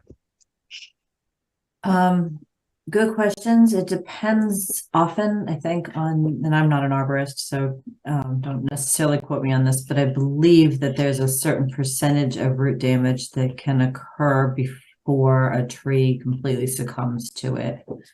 I want to say something along the lines of 50%, but that seems like a lot. If you're really concerned, we can take another look at it, take some pictures and talk about that, because an arborist would be another contractor to bring into the picture here.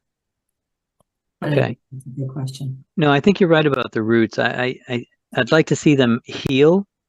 And of course it might be a little bit too early after it's only a few weeks, but I mean, that's what we're hoping for. So again, I just wanted to get that question out there so we can look at it the next site visit and see if any more steps are needed.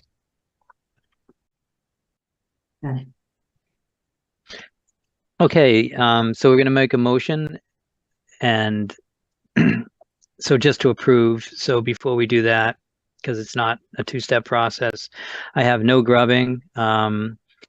and the existing crossing will be stabilized for the winter. These are all in the documents as I understand it from Jen.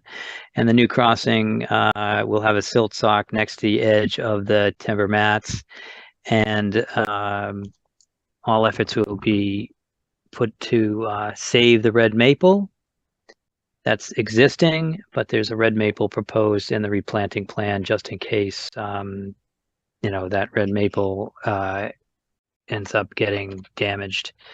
So those are what I have for conditions. I think most of them are part of the documents right now anyways, and I see 2 hands up. Tony? Andrew? Oh, sorry. Go ahead, Andrew. Oh, you're muted. All right. Should we put a date for when the boards get pulled up, the timber boards? I know they want to do it to the end of the project, but I think would be best if they're pulled up by, say, like March 1st, so that when spring hits, they're not still getting trampled on. And it seemed like that would, from our brief conversation with the contractor, that seemed like that would be okay. But I don't know if we want to put a date on there or just let it be to end the project. I'd have to hear from Jen about that. I think it wouldn't be a good idea to put a date on it, but we could, we could have them take them up as soon as possible, as soon as it's feasible to remove those timber mats. To have them removed might be the best way to do it. So Chuck, if I could jump in, one way to do it perhaps could be X amount of time after project completion. That way they still get to complete it, but there will be a time certain to clear it up.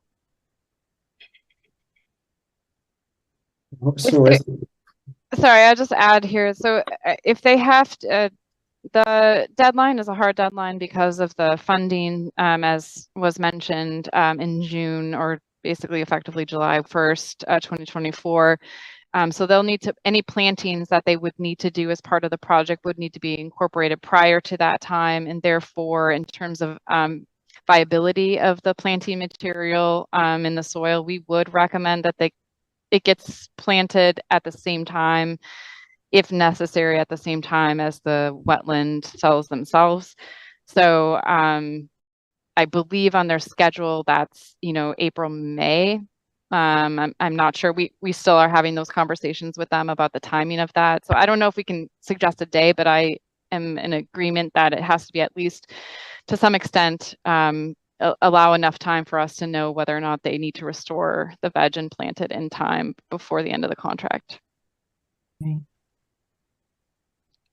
Tony? You're on.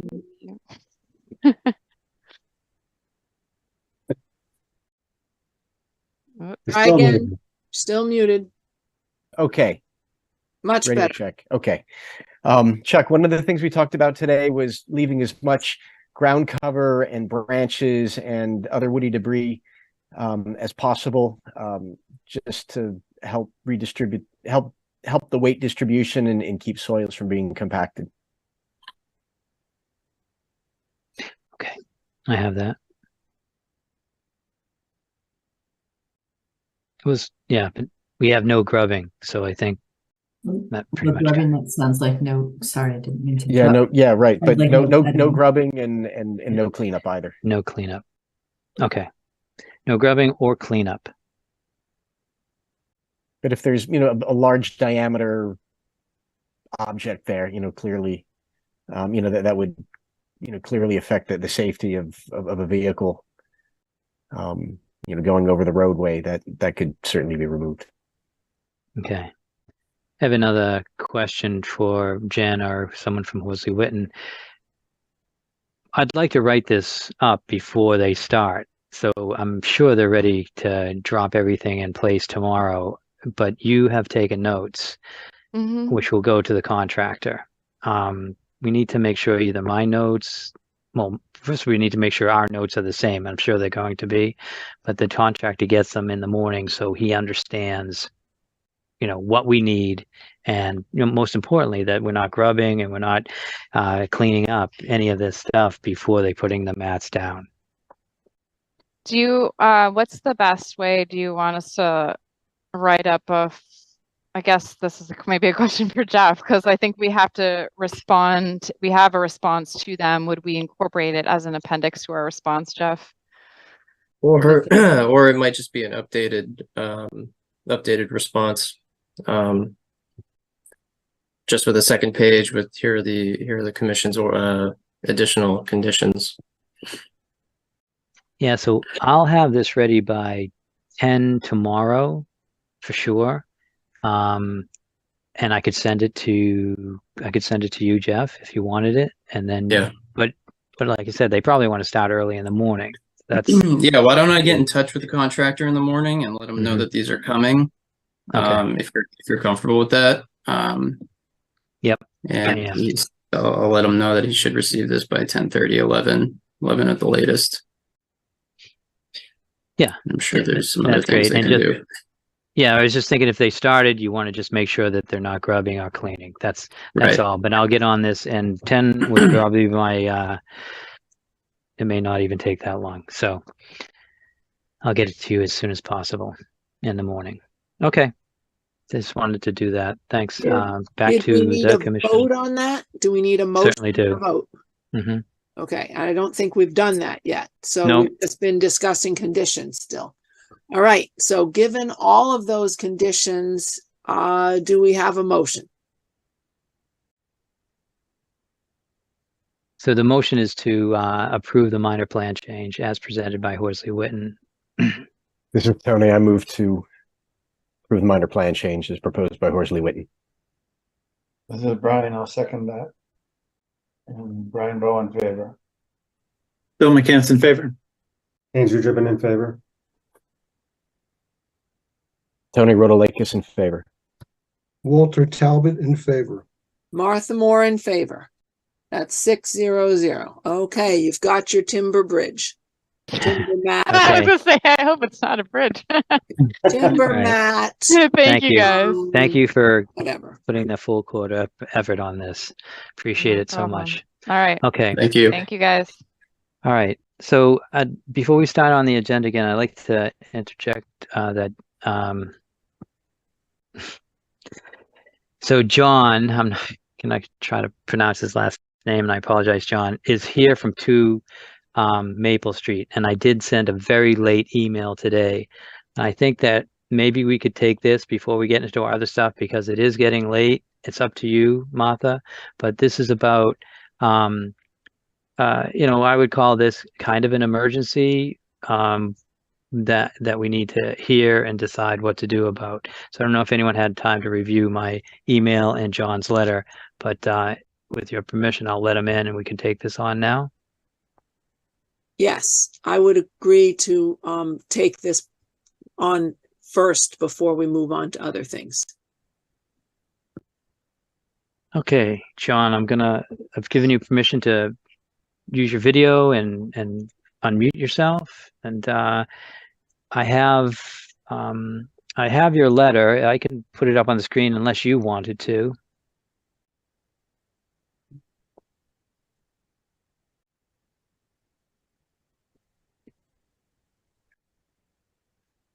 John, are you there? I'm not hearing you right now.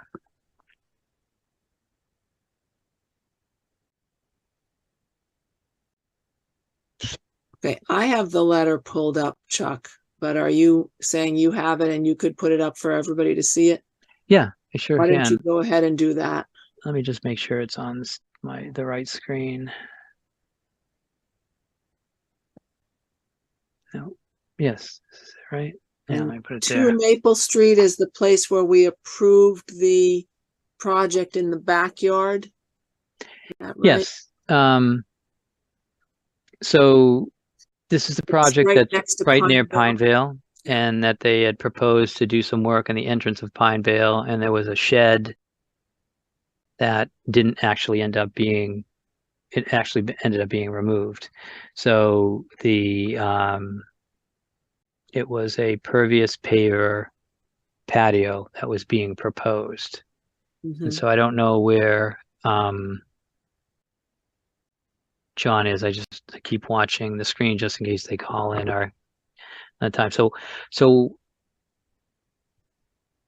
let's.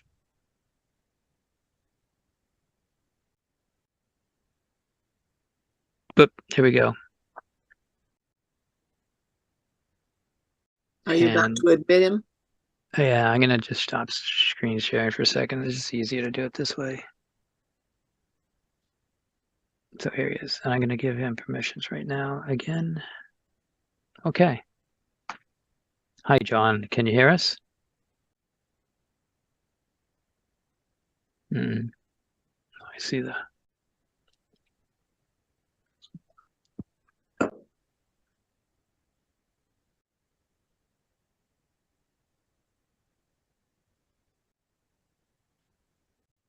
There you go. Okay.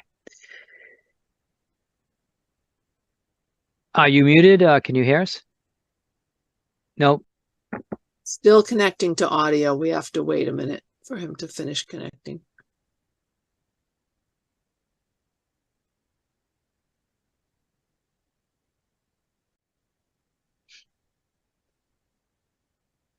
Chuck, you said something about a shed that was removed, but really it was a shed that we didn't approve to build, right? No, there was a shed there that they're removing. I believe that's what's happening. I don't think so, Chuck. There was a shed next door. I think the shed was removed from the plan. Oh, okay. All right. No, This is a I didn't review small it. fenced yard at the corner where there's an entrance to Pinevale, right? Yes, it is. Yeah. Okay. And Oh, yeah, that's right. The shed wasn't there. Okay. right. Okay. And they wanted to put a shed in the back corner and we didn't approve the shed. Okay. So, Still connecting to audio over here. If the audio doesn't work, is it possible to dial in by phone? there are two John Sideropoulos on our thing now. So Yeah. maybe the other one is functional. That one's a co-host. I think they're both co-hosts. Yeah. Yep, they are.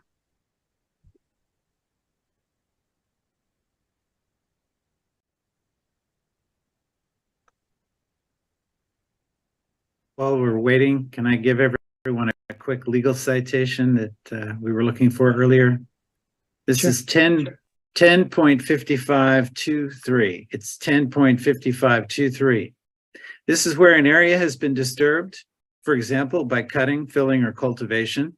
I would add turf lawn.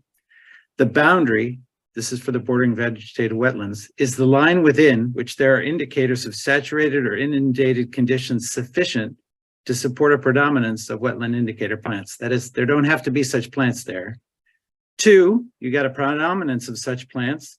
Or 3, credible evidence from a competent source that the area is supported or would support under undisturbed conditions a predominance of wetland indicator plants. Obviously, we've taken care of the matter. It was unanimous, but I wanted everyone to know there was a reason behind my questions, and it's in 10.5523. Thanks. Good evening, everybody. Ah, yes, you're there now. My apologies for that. I'm having a little technical difficulties, I guess. Sure. So I'll put the letter back up and you can talk about what's going on. Will that work? Yep, that works just fine. Okay. All right. So just give me a second here. Which one are we doing here? There it is. There you go.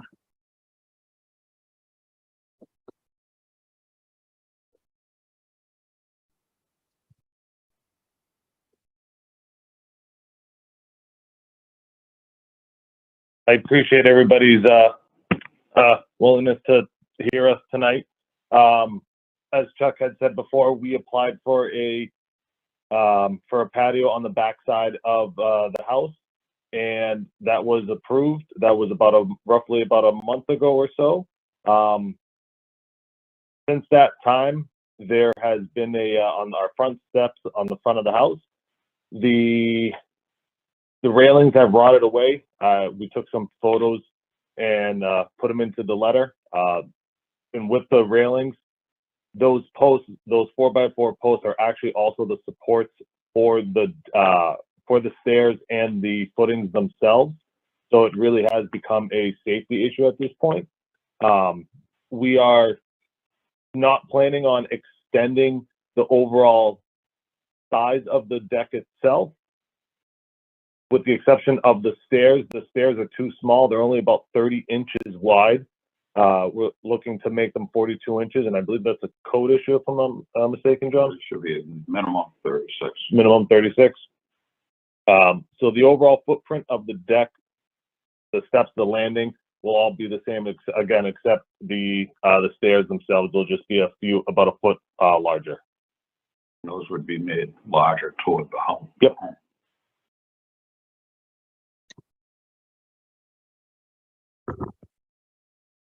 So the steps are located on the front of the house and within the 100-foot buffer zone for sure. But they're, I guess what happened when John's father-in-law, I hope I have that right, came in, he said that he reached out to grab the railing for support, and it broke. It broke on him. So that's when he noticed it, and they started to look around, and there was more damage than they had suspected. So there's only, I'm assuming there's only this front entrance and a back entrance available for the property. And to be in code compliant, you would need both of those, you know, in working order. So I think we did this before, and I think we did this on this exact property when the back steps were being rebuilt, because they needed to be rebuilt. There weren't any back steps in place, and the building inspector let me know that the work has to happen. At least we have an opportunity this time to be kind of in front of the building permit. So I just wanted to let you know that this is a needed access point. It's the front stairs and exit from the house. It's not any larger than what is, it's larger than what's existing, but it's larger because they're filling in the space between like where it says steps and like the house here. That's as I understand it. It wasn't pushed any further into the lawn. And they made the stairs a little bit wider and the landing a little bit wider to accommodate the new code. So for the commission, we have an open order of conditions, and this would be another minor plan change. And one of the possible determinations by the commission would be that it's pretty insignificant and no action is needed, or it can be a minor plan change. And then the next thing would be an amended order of conditions. So that would step in that direction. I could read the actual area in the our regulations if needed, but those are the three steps. So with that, back over to Martha and for her to discuss this with the commission. Okay. Do we have any members of the commission with questions or comments about this emergency request? Andrew. Just want to clarify, are we talking about the front steps or the back steps? These are the front steps. Okay. No more Sure. questions. Do you want me to get an aerial view of the house? I could do that in a second. Anybody else on the commission with questions?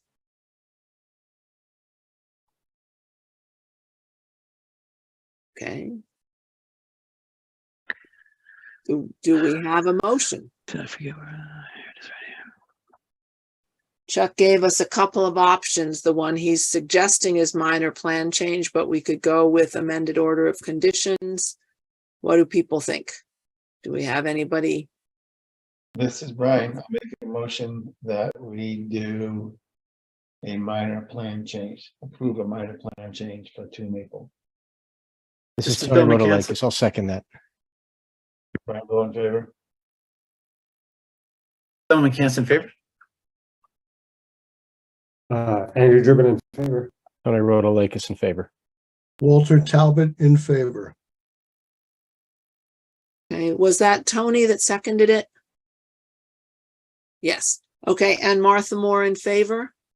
I think that's all six in favor, 6-0-0. Okay, get those steps built. Just So a little administrative cleanup here. John, I need paper copies of what you submitted to the commission and a check for $50 for a minor plan change. Okay, no problem. Okay, thank you. Excellent. Thank you very much, everybody. Thank you. Good luck. Bye now.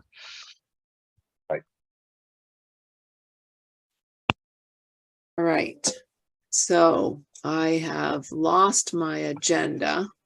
So we're just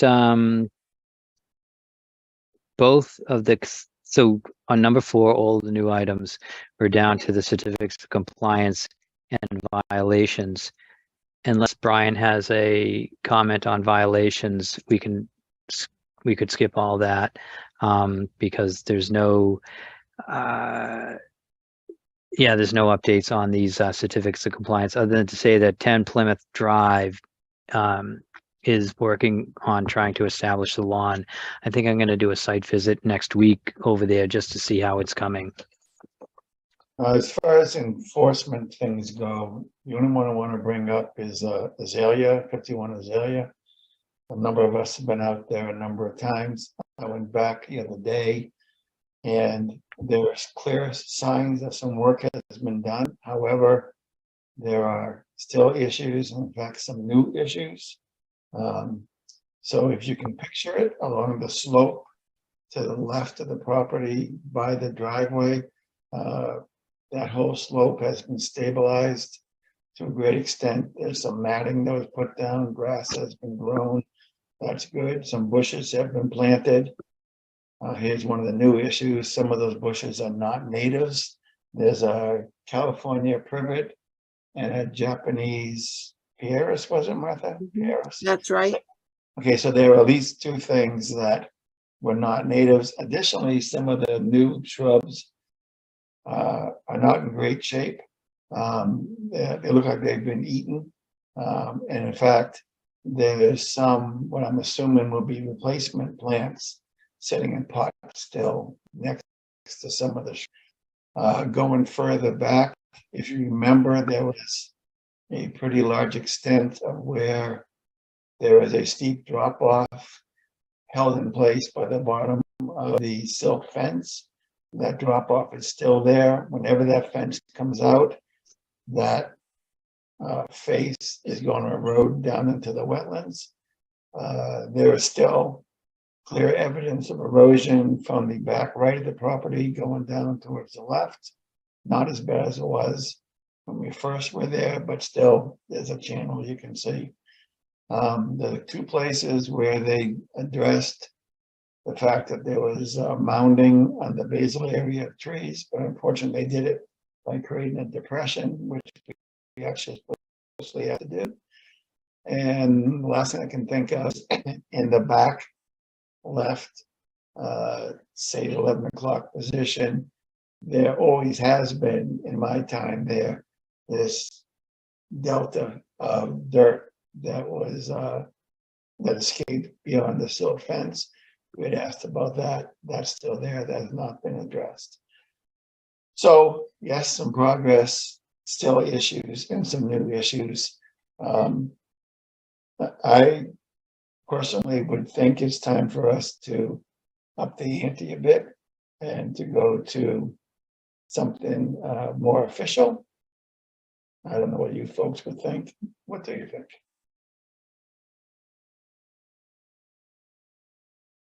Any comments? Where did we leave it? I remember leaving it off that you would, this is the one where we left it with, you would oversee, Brian, right? We gave them a certain period of time to do things. In fact, we gave them twice what they had originally suggested to be sure they could get it done. we're past that point, so we actually gave him a margin on top of the double time, and as I said, there's some issues. Did we already approve the extension under the condition that you would monitor, or what? I don't remember where we left it off. That's a good question. I have to go back to the minutes to double check that, because I'm not positive. We approved the extension for a year. Okay, that did sound familiar. I wasn't positive. So we're talking potentially an enforcement letter at this point. We could do that. I guess my concern is we don't seem to be really getting his attention. So I would like to do something that does get his attention. So, you know, that could be a fine. It could be an enforcement letter if we think that that would actually get the behavioral change we're looking for. I'm not a big believer in leopards changing their spots, so I don't know that that would be sufficient. I'm sorry. I was hoping it was going to go smoothly after our last time he was here. Yeah, me too. Tony? Yeah, I think your efforts went above and beyond what a commission is typically expected to do. And if you wanted to go with something more severe to really get his attention, I wouldn't have a problem with that.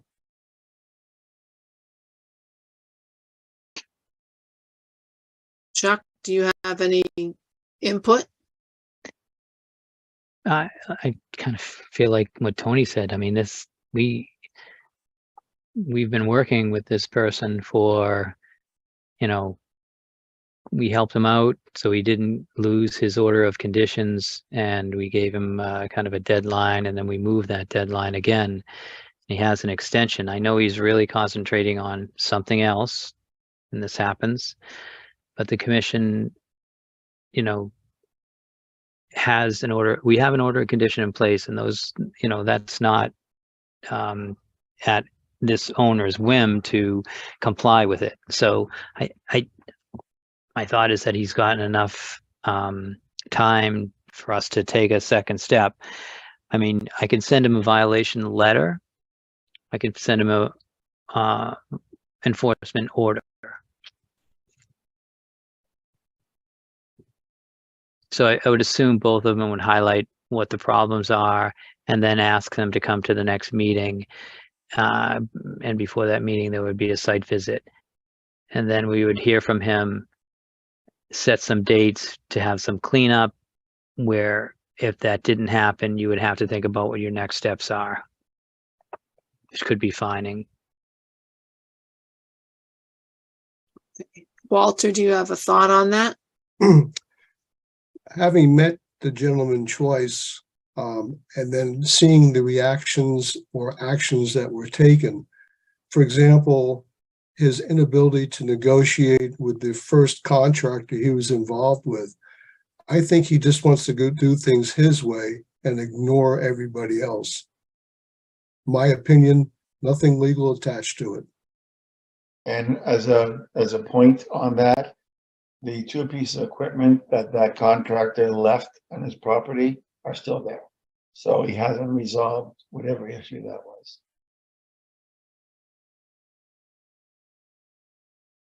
So letter or enforcement order, violation letter or enforcement order, I think that's our question. Does anybody have a motion one way or the other, or a Well, before we go motion, Chuck, which one of those two do you think is strongest? The enforcement order. That's what I thought too. Yeah, it just, the violation letter is just a step before the enforcement order. So we would actually, this would extend this issue. In that case, this is Brian. I make a motion that we issue an enforcement order for 51 Azalea. Okay, so let me know what you want in it. I mean, I know I said come to the next meeting, be present at a site visit, but I need the issues. You say as needed, email them to me tomorrow, which would be fine for tonight. Yeah, I'll do that. I just take the email I already sent you and just turn it into a list. Okay. So that was a motion. I haven't heard a second. This is Andrew. I'll second that. Bill McCann's in favor. Andrew Driven in favor. Tony Rotalakis in favor. Walter Talbot in favor. Martha Moore in favor. In favor. Okay. 6-0-0. All right. I missed who voted, who motioned. It was Brian moved and who seconded? I did, Andy. Andy seconded. That's right. Okay. I was trying to write and trying to vote and everything at the same time. Sorry about that. At least you same time too. Ugh. I don't chew gum much. Okay. Are we finally now at a point where we can have a discussion of the regulations, which we talked about once before? We wanted to have people have a chance to really read them over and then invite Bill to come back with that discussion. And I thank you, Bill, for reading the regulations with a fine-tooth comb, because I think your corrections and comments are very important and are making the regulations match themselves, but also match what we should be doing.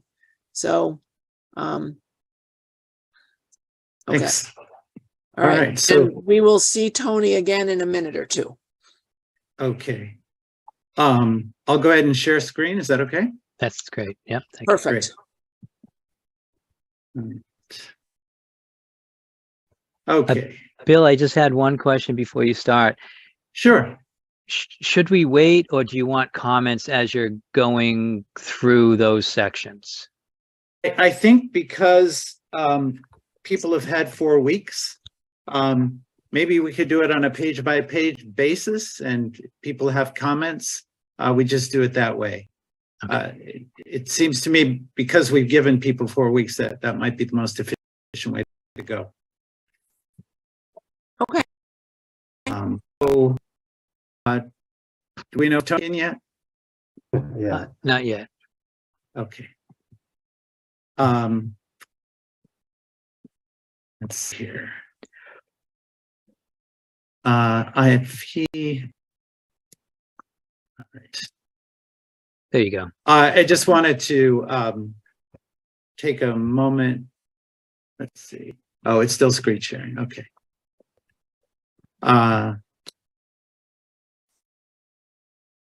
These are the Town of Reading regs, and I just, while we're taking a minute here, wanted to show where the variance language is that Brian referred to earlier this evening. If you look at number 2, any request for variance shall be submitted to the commission, but that's where it mentions the notice of intent or request to amend. I'm highlighting this right now because that isn't in the document you have. It's something that just came up recently. This could be an easy fix.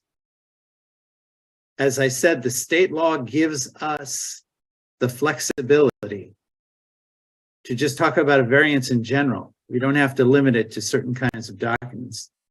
So we could keep item 2 and just strike notice of intent or request to amend. It appears in 3 different places in 2E2 of the town regs. Because based on what Chuck said, that's what's been done consistently since 2011. It isn't just limited to NOIs or requests to amend. It's also applied to RDAs, like we discussed tonight. So that's the one thing I wanted to say there. Okay. So back to, okay, are the draft amendments back up? Yes, they are. Okay, perfect. All right. And do we have Tony yet? If No, not, I right guess we Nope, should here just. he is now. Oh, wonderful. Okay, so on page 1, as you know, I highlighted what was added after the July 26th meeting. Chuck very helpfully said, we have peer communities. So I went and I looked at those where there weren't overlaps. Found the language was actually surprisingly, perhaps for some, quite similar to the other communities that had been viewed. That area, as you know, just talks about our authority to do this. These are minor changes we're making, clarifying changes.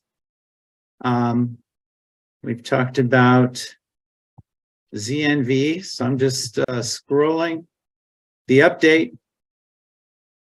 That update on page 2 was just talking about the additional research I did on behalf of the commission.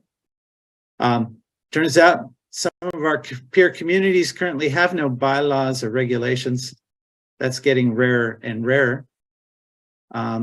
Oh, and you'll see right there, it mentions Shrewsbury, new wetlands bylaw currently under review by the Mass AG's office. That's important to note because when you come up with language or you're amending your local regulations, you have to use the style of the state regs and of your own local regs that were previously approved in some form.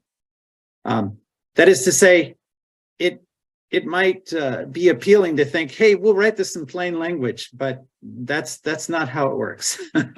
It has to be recognizable to the AG, which is why I've been careful in what I propose to you in tracking the kind of language seen in the state regs, in our regs, and in our peer community and other community regs that read the same.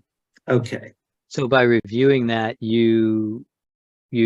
Shrewsbury, they didn't write it typically. Oh no, actually, Shrewsbury just happens to be brand new, so I can't even see what it says. It just says it's under review by the AG's office. They have their draft up there. So my only point there was, this is to remind everybody on the commission that there's this formal process when you come up with these things. You can't just write them the way you want. And of course, Reddings would have been reviewed by the AG a long time ago. Mm-hmm. What I don't know, there's really no way to know, is when the town decided to pull out about, Chuck, correct me if I'm wrong, but I'm guessing it's 28 pages long and they used to be maybe 40 pages long. So 12 pages were extracted. I don't know that that would have had to have been run by the AG because, you know, AG looks at it when it's new or when it's significant.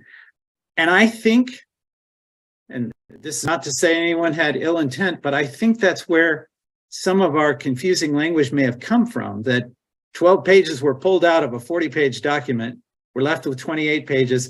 And I say this as someone who's now looked at 59 communities. We just have some interesting quirks in the Redding regs that I think would be explained by that kind of process of, hey, let's shorten these things. And people do that with the best of intentions, but sometimes it leaves interesting gaps. And that's kind of the clarity we've been looking for. We're not changing anything dramatically. We're just looking for clarity. All right. We've talked about shall may, that's on page 2. So that is not new. I'm scrolling to page 3. And I have a question on page. Oh, great. Page 3, top of page 3. Page 3, great. Go ahead. Conditions such as grade, soil, permeability, or I thought we were going to add vernal pools and potential pools in section. I was wondering if it applies there or not. Right. The reason I hear what you're saying. The reason it didn't go that way is because when it turned out that Redding protects ponds and Redding protects vernal pools as ponds, that we didn't need that. Now, what isn't there, Chuck, is potential vernal pools.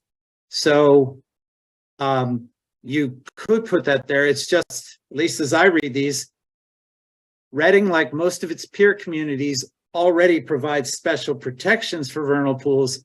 But when we get to this end of the document, to the end of this document, there's some inconsistent language, and that's what we have to fix. So let's see, such as grades, soil permeability, or other impact potential. The other thing is when I looked at the peer communities and other communities, potential vernal pools are a real thing. They don't exist in the state regs, but I couldn't find any town that actually specifically define them. In fact, I found only one peer community that even used the term potential vernal pool. And so I was at a loss as to how this would fit. Yeah, maybe go ahead. I was just going to say, in a typical meeting setting, when you have a potential vernal pool, it's a placeholder. Everybody backs off from that, and the commission gets to decide we need to proceed and figure out if this thing is a actual vernal pool or not. But then when it's found out to not be a vernal pool, then at that time, that one meeting, it's no longer, it's kind of like in the document. It's not a vernal pool. My objection to that is a vernal pool is not valid every single year. You can go there one year and it's not a vernal pool. It's not having activity for some reason. And some of the reasons in this community would be very close construction. And so you could return in 2 years or the next year, and that potential vernal pool can become a certified vernal pool. So I was worried about that scenario happening. Yep. And so I hear you, and you'll see that footnote 3 was trying to address that. But again, I can't see how we vernal pool there, but I can see, Chuck, based on what you're saying, or other impact potential, including potential vernal pools. I think you could put that there. I would like that, yeah. If that makes sense to you. Okay, so I'm just making a note, top of page 3, and that's where we can put potential vernal pools, which is something that, of course, Brian had also mentioned. Yeah, I would like that. Bill, Okay. can you tell us Yep. what section we're talking about here? Not just page, but what section of the regs? D? Sure. This is, I'm going back up to page 2 there, Martha. This is the reg section 3D1 and 2. So we're looking at section 3D2 right now. Under most conditions, a minimum of 25 feet, and that's the section we're talking about.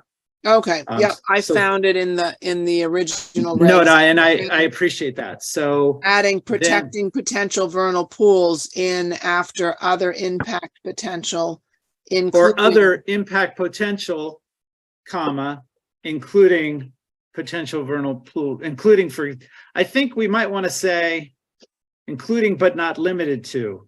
Mhm.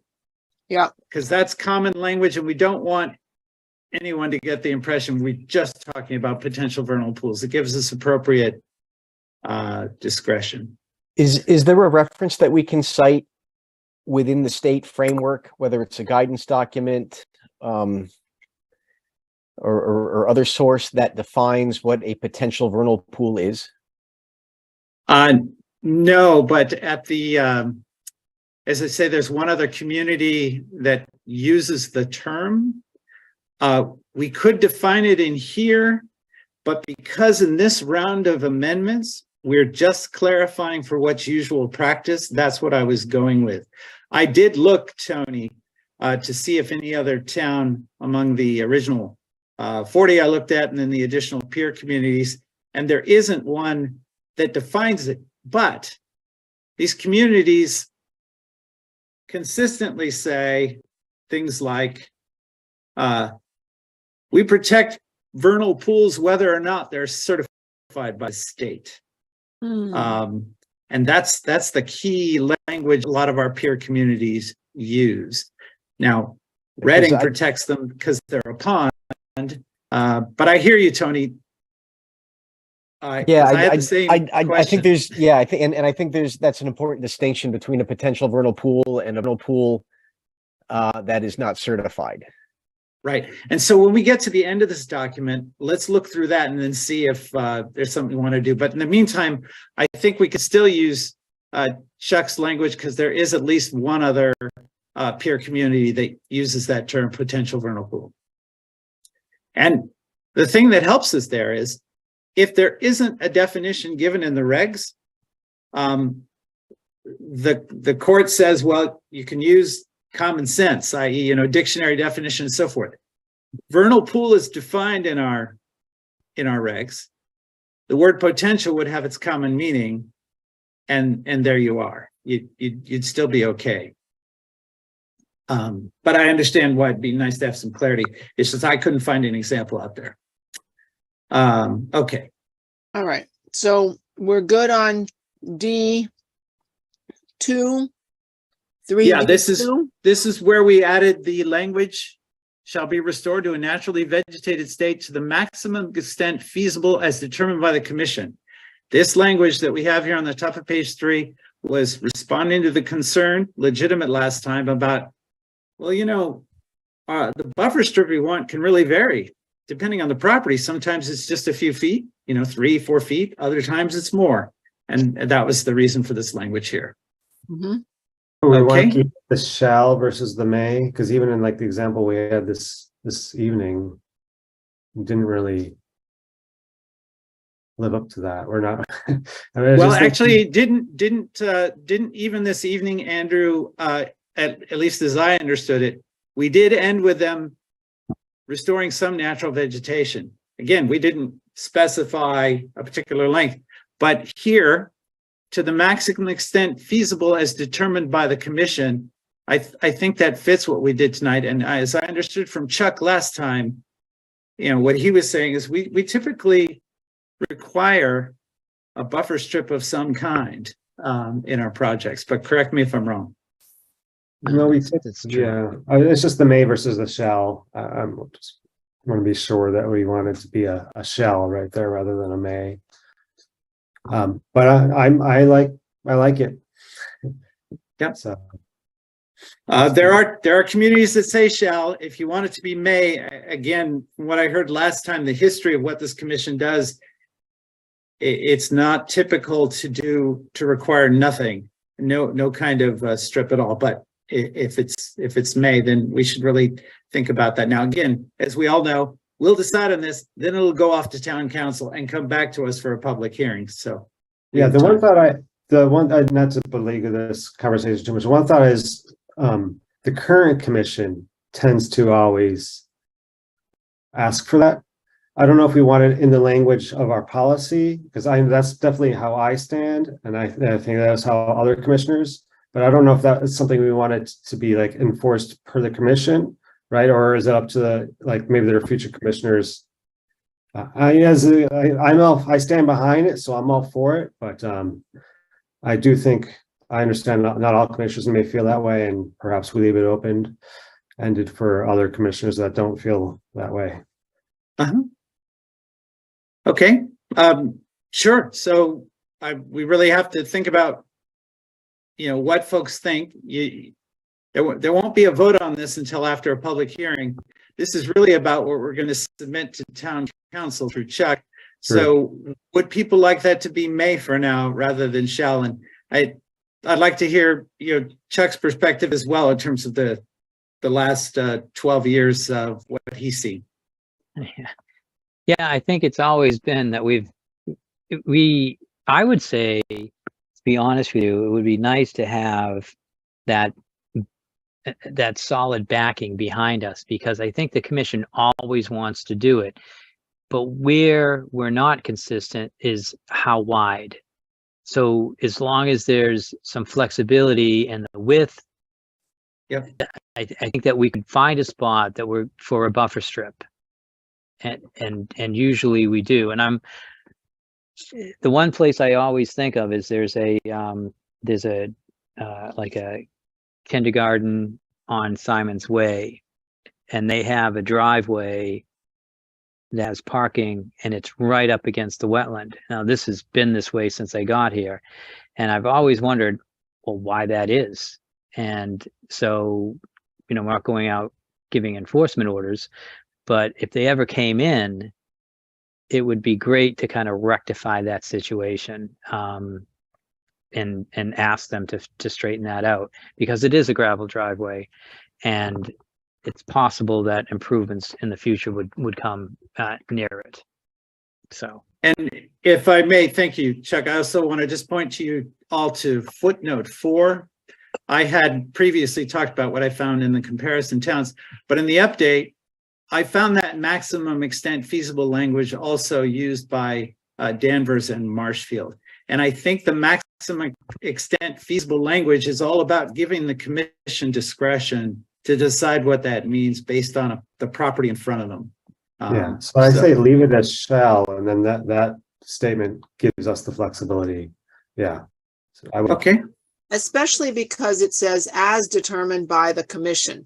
Yeah. So we're the ones who decide what's the maximum extent feasible. And if on one project we think that's only a 3-foot buffer strip, and another one we really think they could do 7 or 10, that's our decision. Yeah. Okay. So let's see. The stuff that's not highlighted, as you know, is just regular language.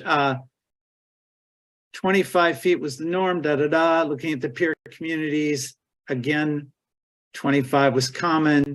4 communities went up to 75, but that's Andover, Dedham, Marshfield, and Westfield. And as Chuck has pointed out, some of these towns, they're smaller and have the luxury of very large lots. Reading is just rather more dense, even though we have an incredible amount of properties with wetlands adjacent. But that was just background for you. Okay. So accordingly, I added the phrase within the ZNV as determined by the commission to emphasize the commission has to exercise discretion when dealing with a previously developed property. We do that all the time. Tonight being an example. That's just as a practical matter. Okay, so here's the recommendation. Based on the norms in the survey and our consistent practice, we revise section 3D1, bordering any wetland, the commission shall require a ZNV or no disturb zone. That's just adding that term. And that is something I think we talked about. Okay, so going on to 4. So we're just saying ZNV or no disturb zone because it's commonly called that. We see that on plans all the time. The ZNV plus this 10 feet or greater distance may be referred to as the no structure zone. Again, that's just reflecting what people often say. And of course, a lot of engineering companies and so forth that represent folks in front of other commissions. These are such common terms. This is just to make us consistent with that kind of use. The zone, no build zones are the norms, varying from 45 to 75 feet, 50 the most common. Again, this is just general information, doesn't have to do with us. And then Belmont was an outlier with a 25-foot no build zone, which I knew well, and I know about the politics of that town and why that happened. Okay. So in parentheses, right there, it says no, and then new structure. I think I'm just above Beverly. Was that was from our regulations, right? You have to draw the page towards the bottom a little bit and stop right there. You'll see no right there, right? Oh yeah, yeah. So this is our language, and yep. Thank you, Chuck. The reason for changing the language a bit was, and others made the very good point. I think Martha may have weighed in on this too. It was a little confusing leading off with, I think it led off with the word foundation. And so I was just suggesting that if we retain our current language, we say no new structures, and then we give those limited examples that we give: foundations, footings, frost walls, or other in-ground. And I use the word fixtures because a lot of towns use that word for anything that's going into the ground. They use the term fixtures. So that was the reason for that suggestion. So and I had a question about that, and it's just based on people asking me here at the counter. They always tell me that footing, so they're saying, oh, how can you possibly mean a driveway when you have this as a footing, a foundation, a frost wall? Those are basically all, concrete structures. Yep. or an in-ground fixture. Yep. And so they're noting in-ground and footing. So it all seems like it's a footing thing, but we often mean a patio, a driveway, walkways, Sure. swing sets, and famously we have Brian Bowe's trampolines. And so I wanted to try to eliminate that question from coming up and thinking, is it possible to expand that, or have them know that we are talking about a driveway? You can't expand a driveway. I know it's in the Wetlands Protection Act. You can't substantially expand driveways without a permit, blah, blah, blah. But they wouldn't think that we think that's a structure. So the Exactly. So yeah, I hear you. So if you look on, as you know, I gave some community examples, but then I went to 2 of our peer communities as the most relevant to us. So if we go to page 5, scrolling down to that, you see Danvers. Now you see what Danvers does with structures or other fixtures, including but not limited to fences, retaining walls, decks, patios, but it has driveways, roadways, except those blah, blah, blah, etc. But then it has a lot of extra verbiage that I don't think is necessarily relevant here. Then you go to North Andover, and again, you've got porches, they have decks, that patios, when no other feasible driveways. location exists. I thought that was interesting.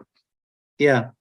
So anyway, I guess the question would be, we could do this, but to stay in the spirit of what we're trying to do here, it would be great for me to draft, what we'll eventually send on to town council and then come back to us for the public hearing, to get common examples that we could add. I think we could do that comfortably within this process. And because, Chuck, you work the counter,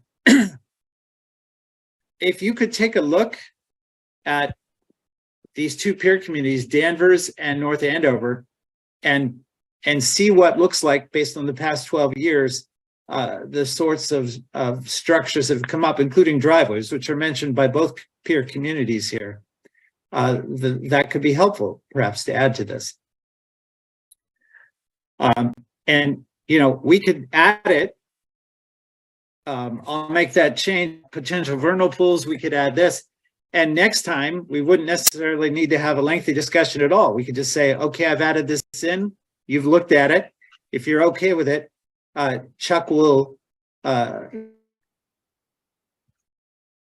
Whoops, that's a little glitch in your intranet, Bill.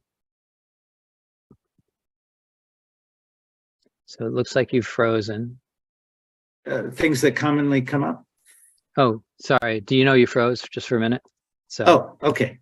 I see. It says heard my you internet. say Chuck will something, and that was the end of Right. We heard. Chuck, would you be? Yeah, I'll certainly okay look at that. with- And looking at Danvers right now, this utility line, I love it because I sometimes feel like that utility exemption needs to be reviewed. Yep. So I'll look at these. So and- if you would look at Danvers and North Andover, and just let me know, what you come up with, and then I can add it into the document. It could be part of a brief discussion next time and see what the commissioners think, and then go from there. Sure thing. I Great. just want to point out, it's only 7 utility lines. 6 utility lines aren't covered. You think that's a typo or what? Yeah. Sometimes when you copy and paste from a town website, you get typos like that. So I'm guessing, Martha, it's a typo. Okay. But thank you for noting it. That would be pretty wild. Okay, so we'll wait and come back to you all with updated proposed language regarding structures. Okay. Then going past the peer communities, new recommendation, burden of proof.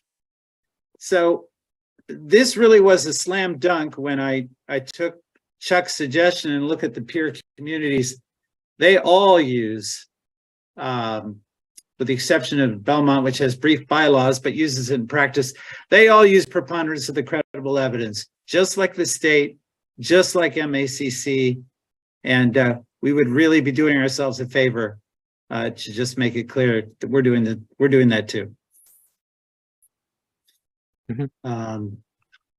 F1.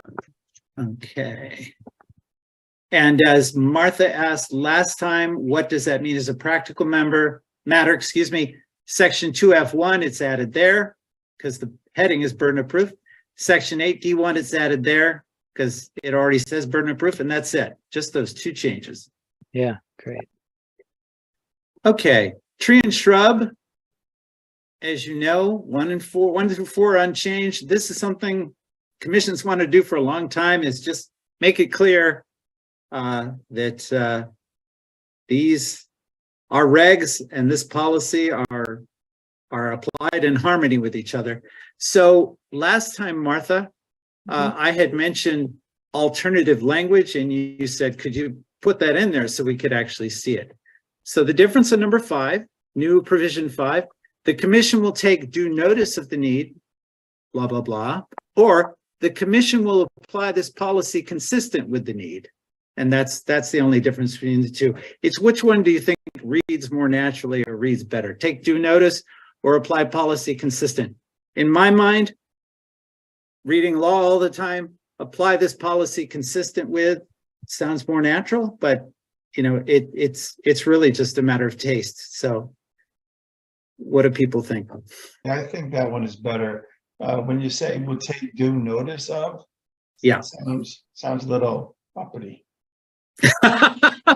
Well, fortunately we have choice. So if that's okay with folks, we'll go with apply this policy consistent with.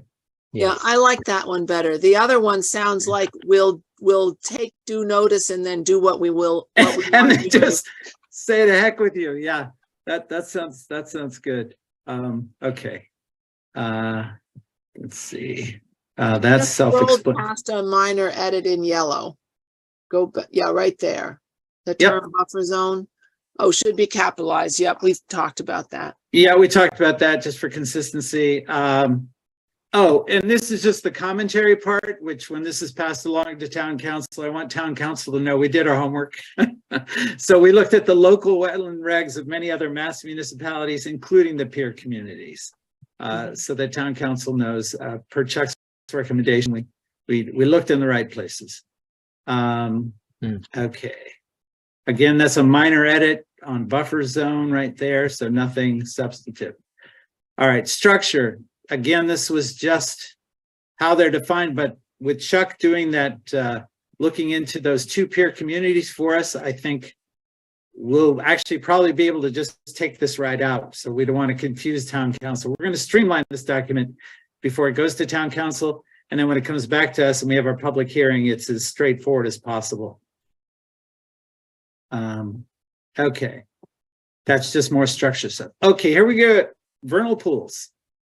And this was where, as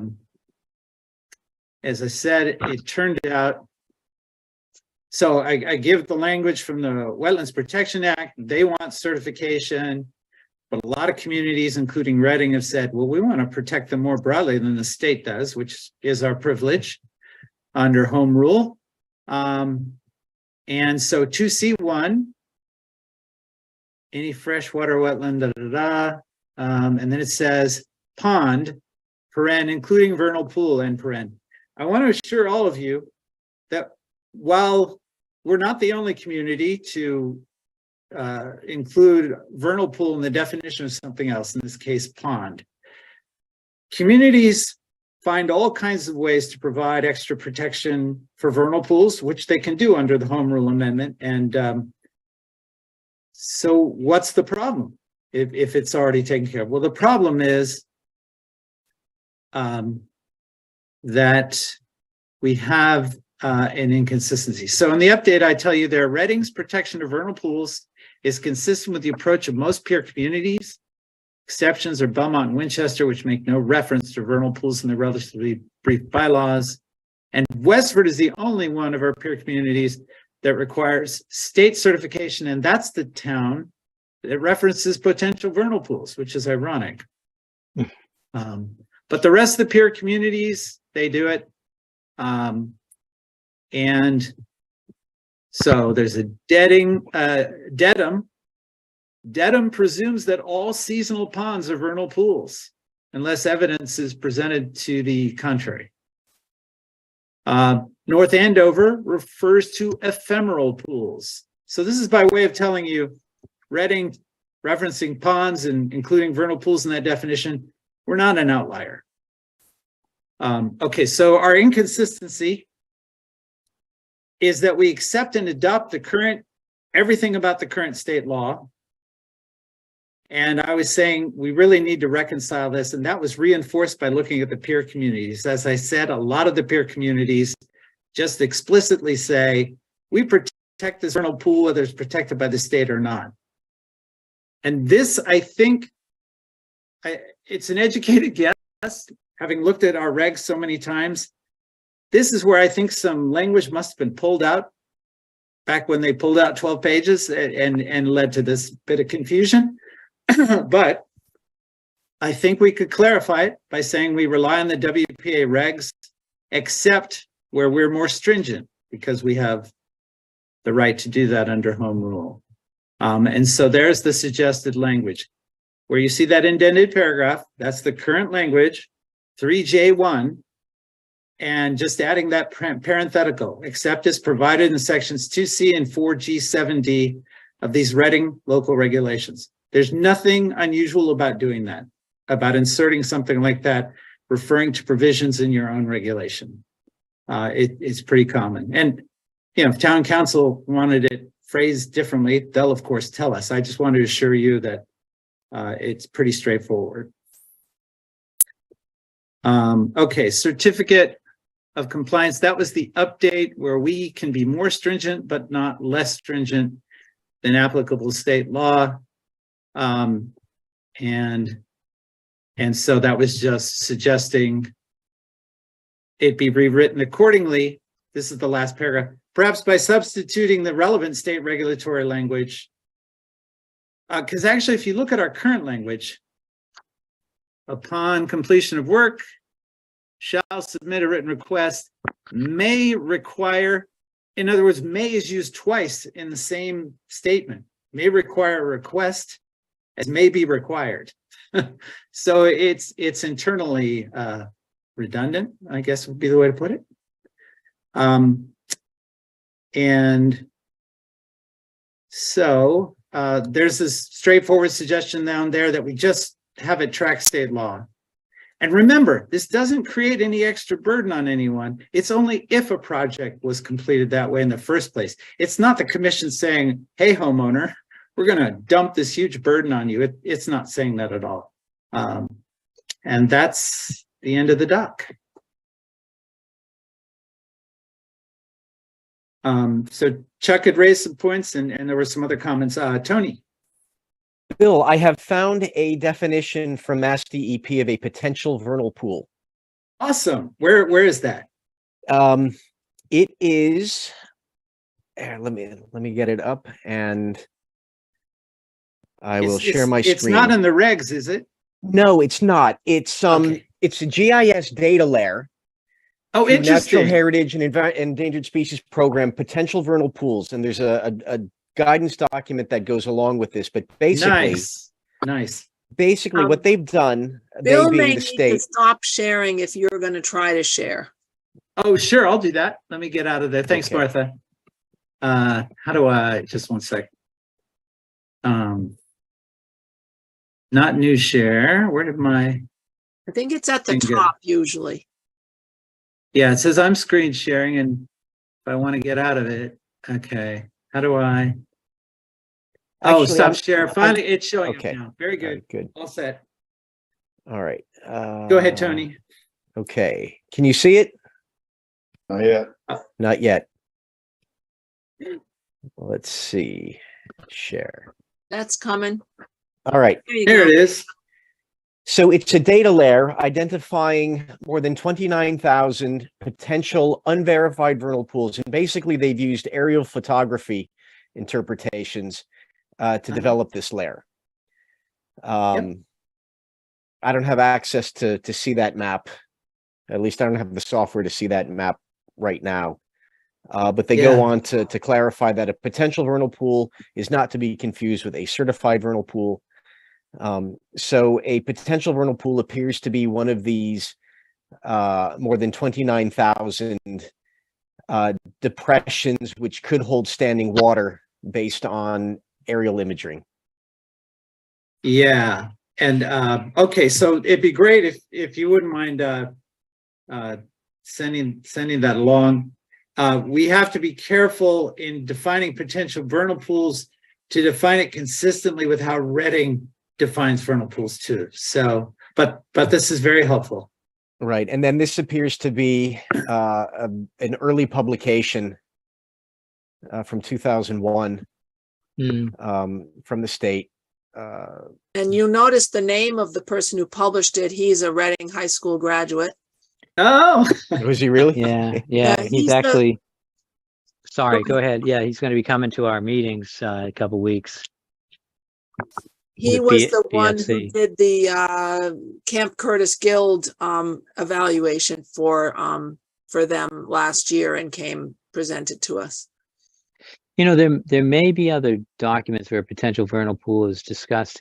I feel like this document is letting us know the methodology that Matt Byrne used to evaluate the aerial imagery, and which might not be what we're looking for. Maybe, and thank you again, Tony. Maybe, you know, I'd be happy to do a search on taking a cue from Tony on Mass DEP.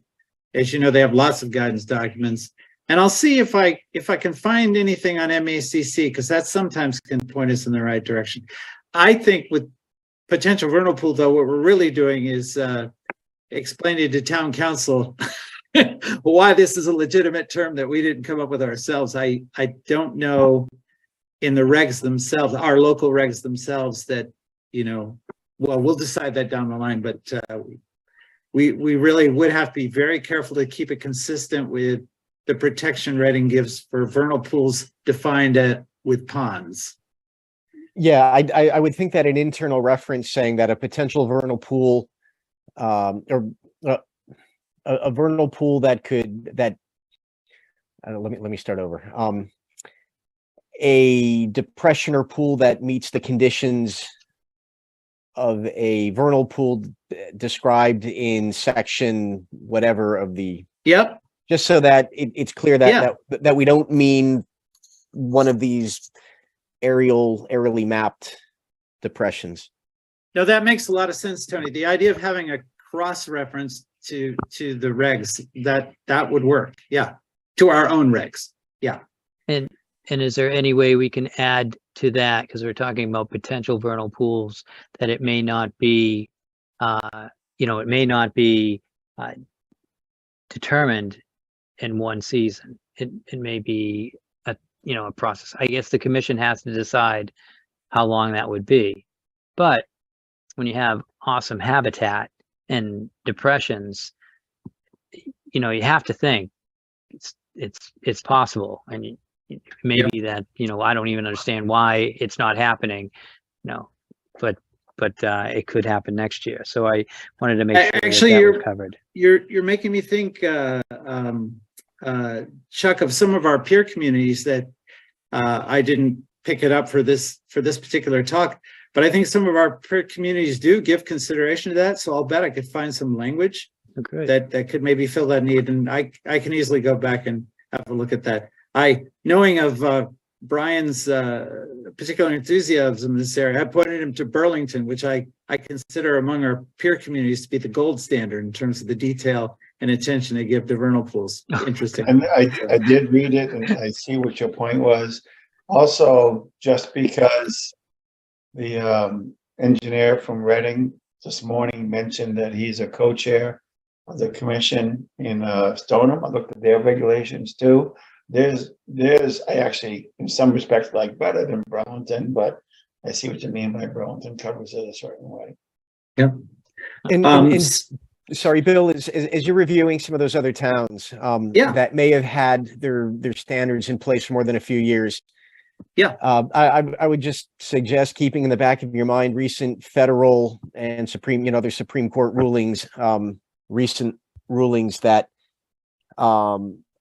have clarified that things like ephemeral puddles aren't considered wetlands under a federal standard. Right. But of course, keeping that in mind also. No, I hear you. Yeah. I know all about. In fact, I was just talking to the executive director of MACC. Greg McGregor had just written an article, and I read it, and I said, "Well, there's something missing here." So I talked to the exec director and said, "Well, would you accept a piece from someone who isn't in one of these law firms?" She said, "Certainly." She was great. She also mentioned actually that Martha and Chuck will be presenting in October. She was excited about that. Anyway, so Tony, I know what you're talking about, the Sackett case, and I mindful of that. But the beauty of it is Massachusetts, because it gives home rule authority to municipalities, many municipalities protect ponds that are isolated, wetlands that are isolated, including Reading, in a way that the feds no longer can. Yeah.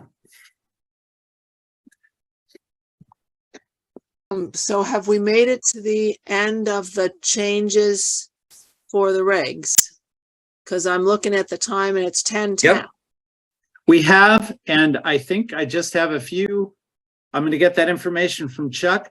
I'm going to make a few more follow-up things for folks to look at before the next meeting. Shouldn't require much conversation on our part.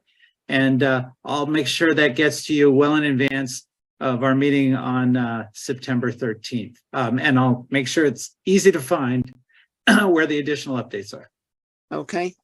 And at some point, I think it would be good to do with our regs what they do when they're revising bylaws and motions and stuff at town meeting, where we do a strike through and a red copy so that it's really easy to read through the 12 pages of regs and see exactly where the changes are, because the lawyers are going to want that.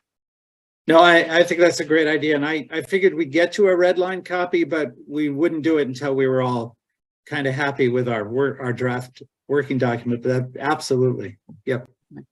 And so any complaints or questions or concerns from the commission that we need to adjust, and that includes Chuck, you're welcome to also pitch in. No, I have a question right now for Bill. So I wanted to go back to that last page, page 12, and just ask you, it's just a simple question.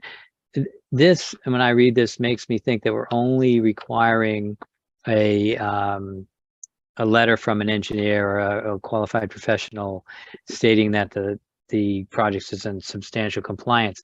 Could we still require the as-built plans? Because and I think your answer will probably be yes, but I just wanted to make sure. Yep. Yeah, because at least as I understand it, the language from the state is written broadly enough that you could. It doesn't specify in accordance with plans stamped by blah, blah, blah, blah, blah, shall be, not maybe, but that doesn't eliminate the commission's discretion to ask for others. It just makes these mandatory if they were completed in the first place. At least that's how I see this. Yeah. Okay. Chuck, what section were you looking at?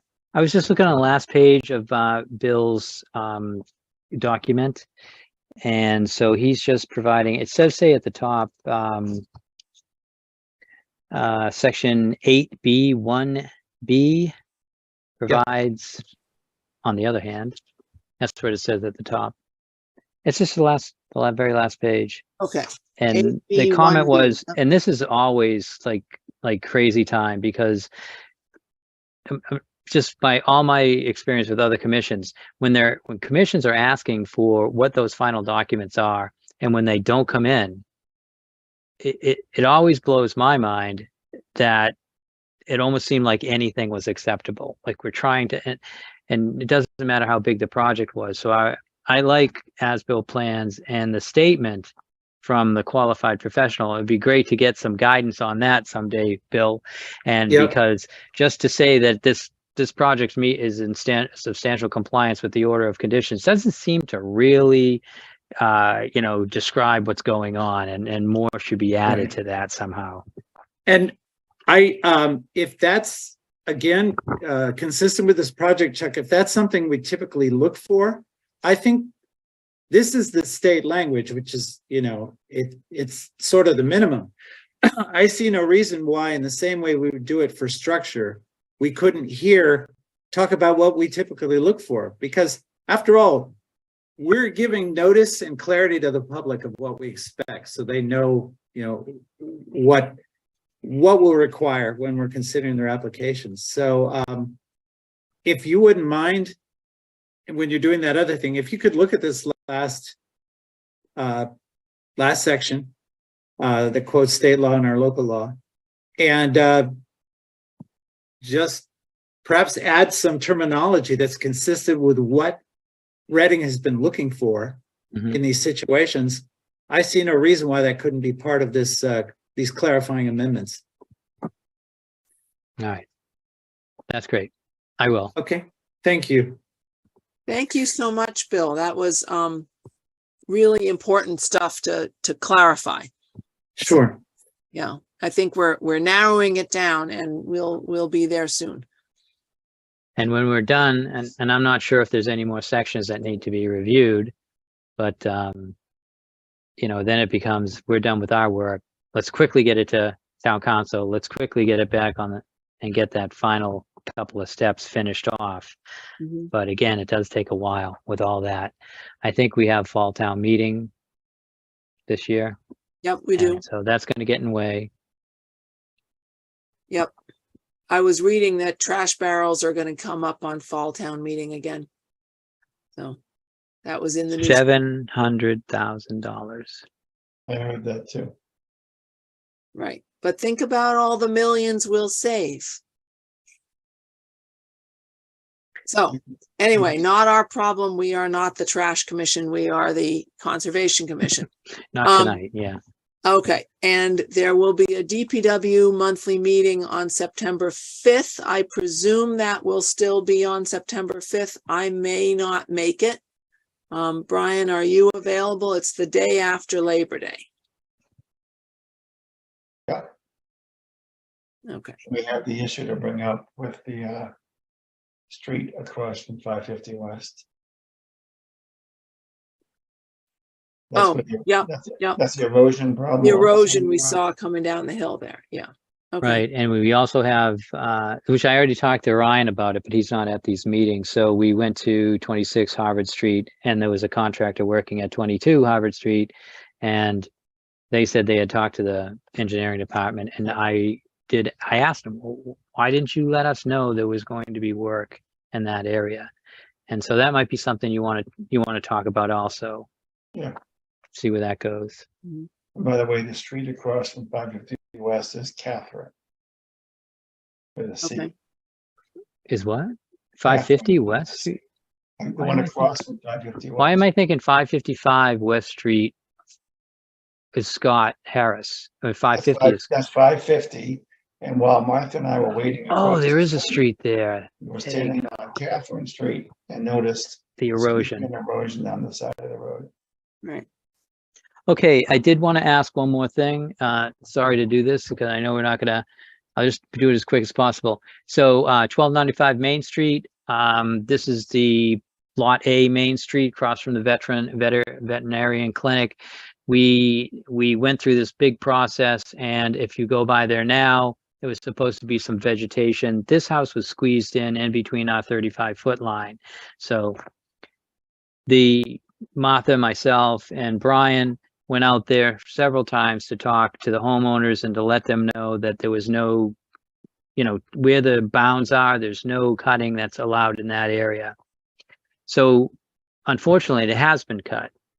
And and when I sent them an email that I shared with the chairs, I did get a response back tonight that, you know, sorry about your, well, this is not what they said, but it's basically sorry about the regulations and your order of conditions. But our landscaper told us that if we didn't cut down around those new plants, that they would die. So it seems like there's some confusion out there, and I need some direction on where the commission wants to go.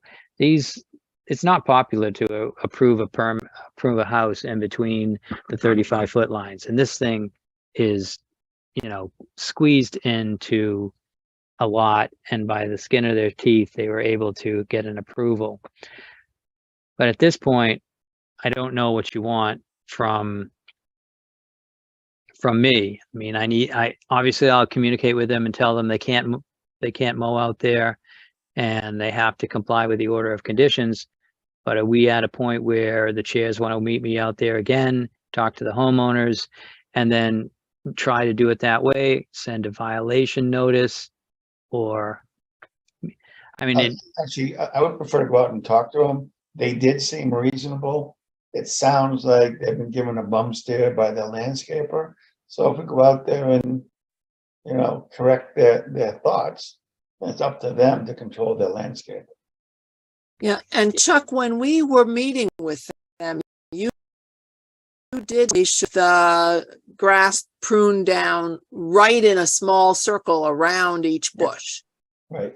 So if their landscaper thought that they needed to mow everything down to make it look like lawn, that's a little excessive. But what you just said about they have to keep the plants down around the bush so they won't die, that's consistent with what you told them. Just the size of how much area each bush needs might be the question.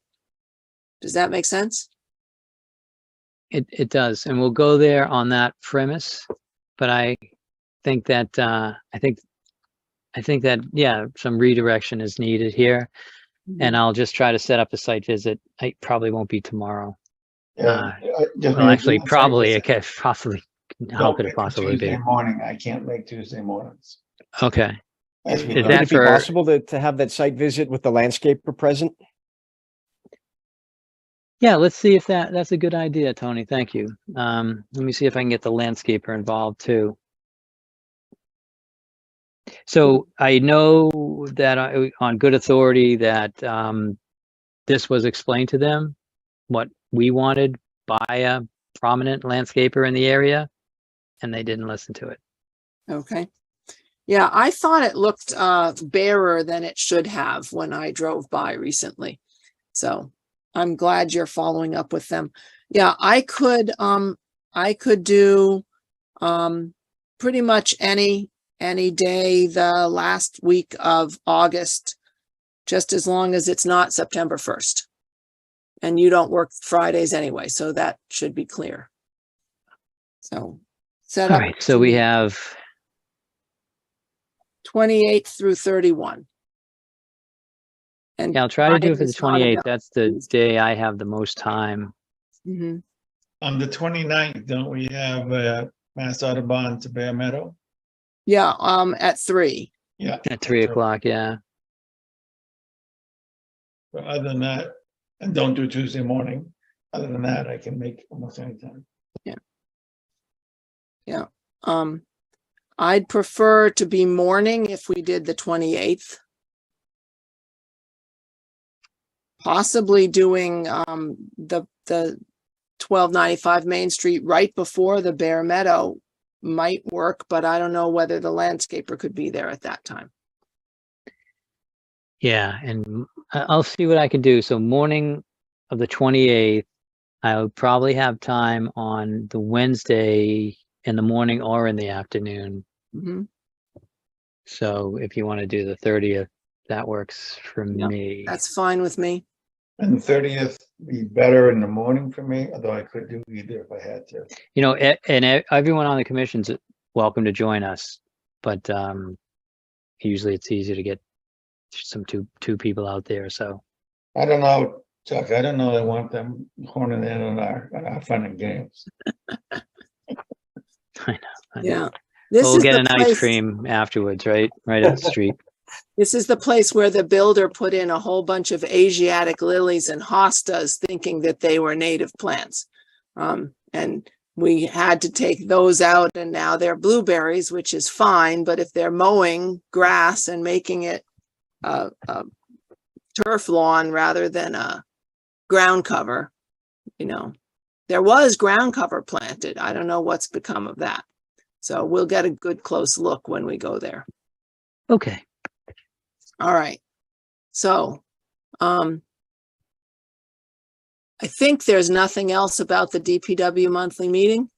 We're in administrator's report. I guess that's where 1295 Main Street fit in. I'm seeing Town Forest Day on the September 23rd and possible street fair on September 10th. And the question is, do we want to try to do both, or is that stretching us too thin? I could do both. I mean, even if it's just someone sitting in a booth. I've never been to the street fair. Presence. There's a lot of people who come to the street fair. Yeah, because it's in right terms of downtown. getting exposure, that is our biggest exposure of the options we've had. It's probably more crowded than Friends and Family Day. Yeah, I remember when last year, because Susan was at the Black Rock. September 10th, really? On a Sunday? Yeah, yeah. Everybody shows up Sunday afternoon. They walk up and down the street and shop at all the little booths and throw bean bags to make people fall in the water. And that's coming back this year. I heard from Chris. Oh, what's his last name? The selectman? Chris Haley, yeah. He's going to be the dunk tank guy this year? I don't know if he's going to be in it, but he said it's coming back. So I would Fine, assume you he can seems pretty volunteer for game that. for that kind of stuff. Yeah. And Chuck, you know, if you're lucky, they might have ice cream there. Oh, it's not that I like ice cream. It's just the ice cream up the street at the last place. I don't usually have ice cream. Dandelions. Yeah. Oh, right. Okay. All right. That sounds like we can at least sign up for the Fall Street Fair. If we get Brian, and Yeah, I could and- possibly. And I think I can do the 10th as well. And Walter will Okay. be there because he's a hero. He's putting his finger up. That's Oh, right. good. Oh, we get plenty. All right. He's muted. Okay. But he's And number so one, we. so that's I'm so there. move- Oh, great. Walter will be there. Okay. So moving on, we have an in-person meeting, September 13th. Now, in-person meaning hybrid, right? People Hybrid. made clear that some people will be able to come virtually and some people will be able to come in person. And Chuck, you will be there in person? Yes. Okay. So as long as Chuck can be there in person, then is there any requirement of a minimum number of conservation members who have to show up on any given meeting? No, I mean, hybrid can just be me in a different room Yeah. doing Okay. the same thing we're doing tonight. Okay. And otherwise, perhaps some of us will be there to keep you company. Yeah, no, I think it works fine. I mean, I'm excited to, it's not, hybrid allows the applicant to come in too. So there might be people there with me. So it's going to be fine. I'm here anyway. So there's nothing that I have to make any changes for. So Okay. I'm glad we're doing it. And that's our very next meeting. Yeah. Okay. So when we write up the agenda, we need to spell that out clearly. Walter, In the interest of a quorum, I will not be attending either remotely or in person. I will be in Pennsylvania in something called My Last College Reunion. Oh, nice. I love the title. Oh, you're not calling it that. They're calling it No, that. no, it's supposed to be encouraging people to come. Well, watch what you drink over there. So, I always keep my eyes open. okay. All right. Well, thank you for letting us know. So if we have to do a quorum count, we know that Walter won't be there. Theoretically, there will still be 5 of us, so we should be still fine. Great. And possibly 6 if Carl comes. Mhm. Okay. All right. I do have one note I need to get out here.